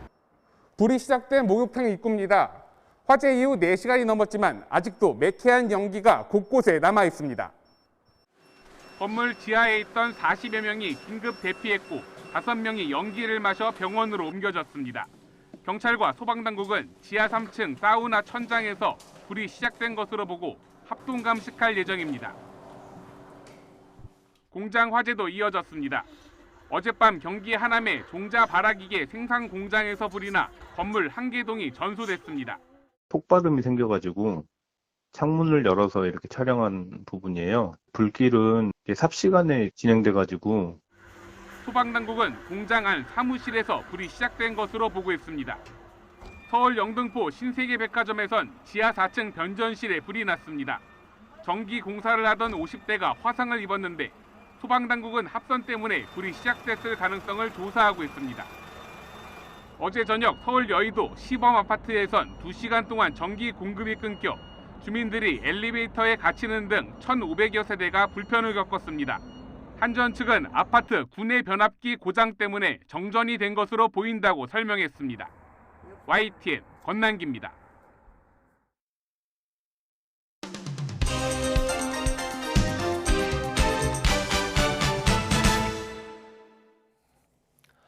네, 오늘 아침 신문에 나온 주요 내용을 짚어보는 시간입니다. 오늘도 이현웅 아나운서 나와 있습니다. 어서 오세요. 네, 안녕하십니까.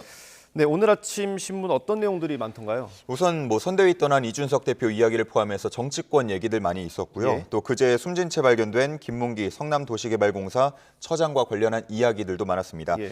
그리고 또 공시가 얘기가 좀 눈에 띄었는데요. 네. 오늘은 이 기사들 먼저 좀 다뤄보겠습니다. 공시가 얘기면 집값 얘기일 것 같은데 떨어졌다는 얘기는 아니죠? 예, 아쉽게도 떨어졌다는 얘기는 아니고요. 내년 표준지와 표준 단독주택 공시 가격이 공개가 됐습니다. 전국 평균 땅값은 10.16%, 그리고 주택은 7.36% 올랐습니다.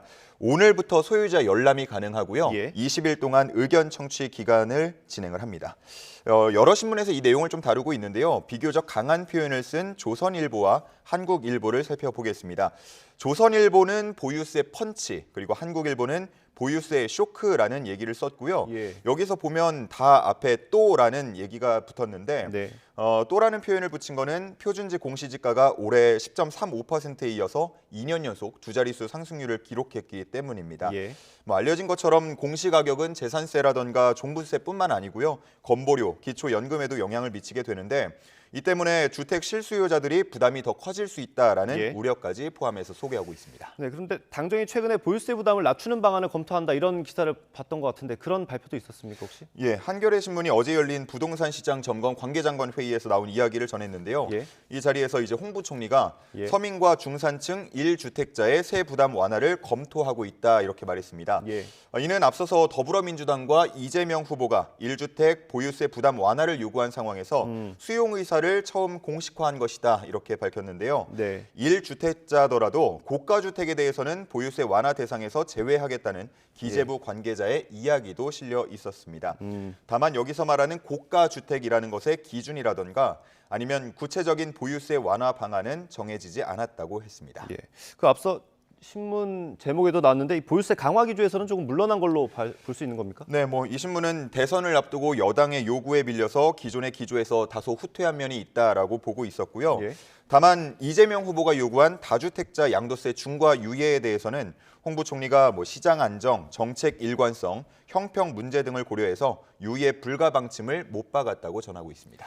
네, 이번엔 코로나19 상황 좀 보겠습니다. 우리나라뿐만 아니라 지금 전 세계적으로 되게 힘든 상황인데 대만이 지금 방역이 되게 좋은 사례로 지금 조명이 됐네요. 맞습니다. 저도 신문을 보다가 좀 깜짝 놀란 부분이 있었는데 중앙일보 일면에 가장 크게 실린 이 제목을 보면 대만 확진 0이라고 써 있습니다. 이게 지난 21일 기준인데요. 해외 유입은 10명 있었긴 한데 지역 감염만 두고 보자면 0명으로 집계됐다는 내용이 실려 있었습니다. 그러면서 코트로 타이베이 무역관장의 인터뷰를 보면 10명, 20명 모여서 식당을 이용하고 송년 모임을 갖고 있다. 이런 이야기까지 함께 담겨 있었습니다. 우리나라 상황과 좀 비교하는 면도 있었는데 지난 5월 셋째 주 주간 확진자 수에서는 대만이 3,000명대 그리고 우리나라는 4,000명대로 전체 인구수를 고려하자면 큰 차이가 없었는데 이제 7개월 정도 지난주 상황을 보자면 대만은 단 65명, 한국은 4만 7천여 명으로 차이가 좀 확연히 벌어졌다고 보고 있습니다. 이게 아마 이게 오기가 된 것 같은데 코트로가 아니고 코트라겠죠? 코트라죠. 코트라. 예. 예. 그걸 정정하면 될 것 같고요. 그리고 대만에 이런 비결이 있습니까? 일단 라이칭더 대만 부총통 이제 인터뷰가 아니죠. 그 강연 내용을 좀 살펴보면요. 예. 지난 10월에 하버드대에서 강연을 했는데 네. 뭐 선제 조치라던가 아니면 쾌속 대응 그리고 스마트 방역 등을 비결로 꼽았다고 합니다. 예. 뭐 구체적인 예시를 좀 들어드리면 선제적으로 대만인을 제외하고는 입국과 공항 환승을 금지하는 조치도 취한 바 있고요. 예. 또 백신 확보에 대응해서 민관이 힘을 합쳐서 총력전을 펼치기도 했습니다. 예. 또 서비스 업종 같은 경우는 종업원 수를 고려해서 공평하게 지원금을 지급했다는 예시도 담겨 있었습니다. 네, 그만큼 방역이 공감을 많이 얻었다 이렇게 볼 수 있겠네요. 맞습니다. 신뢰가 바탕이 됐다 이렇게 말하고 있습니다. 네, 다음 소식 보겠습니다. 개인적으로는 되게 씁쓸한 소식이더라고요. 예. 억대 연봉자가 이렇게 많을 줄 몰랐습니다. 맞습니다. 예. 서울신문 6면에 실린 기사인데요. 예. 억대 연봉 직장인이 90만 명을 넘었다라는 내용입니다. 예. 국세청이 어제 발간한 2021년 국세 통계 연보 자료를 분석한 건데 연봉 1억 원을 초과한 억대 연봉 근로자가 91만 6천 명으로 집계가 됐고요. 예. 그 전년 85만 2천 명에서 7.5% 한 6만 4천여 명 늘어난 수치입니다. 네. 이런 추세대로 보자면 올해는 100만 명을 넘을 것이다. 이런 전망도 함께 실려 있습니다. 100만 명이요. 예. 그리고 또 지난해 양도세 과세 대상 자산 건수가 2019년에 비해서 46.7% 늘었다라는 내용도 있었는데요. 네. 이는 최근 10년 내 최대 상승폭이라고 합니다. 예. 뭐 이런 지표들을 포함해서 또 다른 지표들 다 참고해서 봤을 때 이 신문은 코로나19 확산 속에서 소득의 양극화가 더욱 더 심해지고 있다라고 해석하고 있습니다. 네, 다음 소식 보겠습니다. 이게 아마존 화재 관련 얘기인데 이게 지난해 있었던 얘기죠? 예, 맞습니다. 지난해 1월부터 11월까지 굉장히 좀 오랫동안 화재가 이어졌었는데요. 네. 한겨레 신문이 지난해 있었던 아마존 판타나우 습지에서 일어난 산불에 대한 한 연구소의 조사 결과를 정리해서 전하고 있습니다. 크고 작은 화재가 총 2만 2천여 건이나 있었다고 해요. 예. 이 지역에서 연구 활동을 하고 있는 한 영국 교수는 세계의 종말이 온 듯 끔찍했다라는 인터뷰를 하기도 했는데요. 네. 이 화재로 인해서 판타나우 습지의 전체 면적의 30%가 파괴됐다고 하고요. 동물이 무려 1,700만 마리가 목숨을 잃었다고 합니다. 연구팀이 화재가 발생하면 즉각 그 현장으로 도착해서 모든 동물을 조사했다고 하고요. 이를 전체 면적 화재로 인해 이를 토대로 전체 면적으로 환산해서 화재로 인해 숨진 동물 수를 추산한 결과라고 합니다. 예. 뭐 직접적인 원인은 화재라고 볼 수 있겠는데요. 과학자들은 이렇게 잦은 산불 발생이 인간이 발생시킨 기후 변화의 영향이 가시화되는 것이다 이렇게 지적하고 있었습니다. 예, 마지막으로 스포츠 소식 보겠습니다. 지금 프로야구 FA가 진행 중인 것 같은데 이거 뭐 어떤 내용입니까? 경향신문이 4개 구단 관계자들과 인터뷰한 내용이 담아 있었는데요. 코로나19로 인해서 프로야구 구단들 상당히 좀 큰 적자를 입고 있지 않습니까? 예. 이전에 코로나 이전만 보자면 10개 구단 평균 관중 수입이 시즌당 한 80억 원 안팎이었다고 합니다. 근데 코로나 이후에는 10분의 1로 줄어든 상태고요. 거기다가 뭐 현장을 찾아서 유니폼을 사는 그런 경우도 없으니까 훨씬 더 심각한 누적 적자가 이루어지고 있다 이렇게 보고 있었습니다. FA 시장은 근데 이런 차가운 현실과는 좀 온도차를 보이고 있었는데요. 올겨울 역사상 총액 100억 원대 계약이 가장 많이 발생하고 있다고 합니다. 뭐 두산의 김재환 선수라던가 NC의 박건우 선수, LG의 김현수 선수가 이미 총액 100억 원대 계약을 마쳤고요. 나성범 선수 같은 경우는 뭐 130에서 150억 원대 계약을 마치고 발표만 남겨두고 있는 상황이다. 이런 이야기가 나오고 있는 상황입니다. 이렇게 핵심 선수들한테 구단이 돈을 크게 쓰다 보니까 기존 같으면 한두 시즌 더 뛸 수 있는 선수들도 방출 선수 명단에 올려두고 있는 상황이라면서 초대형 계약을 마치고 나면 FA 시장이 급격히 차가워질 것이라는 구단 관계자의 말을 전하고 있습니다. 뭐 잘하는 선수들이 이렇게 몸값이 올라가는 건 좋은 일이지만 좀 대책이 필요하긴 하겠네요. 예. 오늘 말씀 여기까지 듣겠습니다. 고맙습니다. 네, 감사합니다.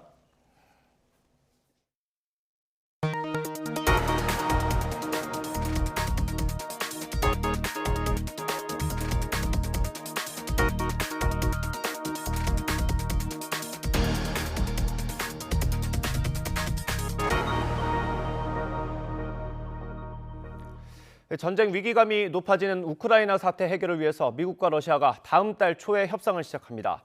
극적인 돌파구가 마련될지 주목됩니다. 호준석 기자입니다. 푸틴 대통령이 처음으로 군사적 조치를 직접 언급하며 긴장을 최고조로 끌어올렸던 러시아가 하루 만에 대화를 선언했습니다. Мы не хотим войны. Президент Путин об этом еще раз сказал, что нам конфликты не нужны, и мы надеемся, что никому другому конфликты тоже. 이에 따라 미국과 러시아, 나토와 러시아의 협상이 다음 달 잇따라 시작됩니다. 물론 낙관할 수만은 없습니다. 러시아는 옛 소련 시절 한식부인 우크라이나 등 동구권이 서방으로 기우는 걸 참기 어렵고 미국과 나토는 동유럽 주도권을 확보하고 싶기 때문입니다. Наше спільне завдання – стримати загрозу з боку Росії, захистити Європу від агресивної. 이날도 러시아는 신형 순항 미사일을 시험 발사하고 유럽에 공급하는 천연가스관을 이틀째 걸어 잠그며 무력 시위를 했습니다. 나토도 신속대응군 4만 명이 유사시 5일 안에 참전할 수 있도록 전투 준비 태세를 강화했고 미국은 스마트폰, 항공기, 자동차의 주요 부품을 러시아에 수출하지 않을 수 있다고 경고했습니다. 7년 전 러시아가 우크라이나 크림반도를 침공했을 때 전쟁의 참상을 경험한 우크라이나 주민들은 불안한 연말을 보내고 있습니다. Честно, наверное, если уже буду понимать, что настолько это все опасно, то... 팽팽하게 맞서고 있는 미국과 러시아가 전쟁을 피할 돌파구를 찾을지 주목됩니다. YTN 호준석입니다. 미국 정치 전문 매체 더힐이 한국 정부가 추진 중인 종전선언과 관련한 비판 칼럼을 실었습니다. 동아시아 문제 전문가인 도널드 커크는 칼럼에서 종전선언은 한국 안보의 핵심을 흔들지만 비핵화를 비롯해서 아무것도 보장해주진 않는다고 비판했습니다. 또 북한은 이후 유엔의 규제 완화와 미군 철수를 요구할 것이라며 역사적인 한미동맹을 훼손할 것이 분명한데 왜 집중하는지 알 수 없다고 주장했습니다. 오늘까지는 추위 걱정 없겠습니다. 현재 서울 기온 영하 1.2도로 다소 쌀쌀한 수준인데요. 한낮에는 기온이 10도 안팎까지 올라 일교차가 크게 벌어지겠습니다. 아침과 낮과 밤의 기온차가 심한 만큼 건강관리 잘 해주셔야겠습니다. 오늘 전국이 대체로 맑겠습니다. 다만 대기질이 좋지 못한 곳이 있겠는데요. 오전에 인천과 경기 남부, 충청과 전북 지역은 일시적으로 공기가 탁하겠습니다. 오후에는 대부분 지역에서 미세먼지 농도 보통 수준을 회복하겠습니다. 현재 기온은 예년 이맘때 겨울과 비슷한 수준을 보이고 있습니다. 서울 영하 1.2도, 대구 영하 2.6도입니다. 낮 기온은 큰 폭으로 올라 비교적 온화하겠습니다. 서울 낮 기온 7도, 광주 12도, 부산 14도가 예상됩니다. 내일은 경기 일부와 강원, 제주도에 비나 눈이 내리겠고 특히 강원도에는 최고 20cm의 폭설이 쏟아지겠습니다. 여기에 내일 오후부터는 북극 한기가 밀려오겠는데요. 성탄절인 주말과 휴일에는 영하 14도까지 떨어지는 등 이번 겨울 들어 가장 추운 날이 찾아올 전망입니다. 주말 아침 찬바람이 더해지며 체감온도는 영하 20도 선까지 뚝 떨어지겠습니다. 추위 대비 철저히 해주셔야겠습니다. 지금까지 상암동 야외 스튜디오에서 YTN 원희다입니다.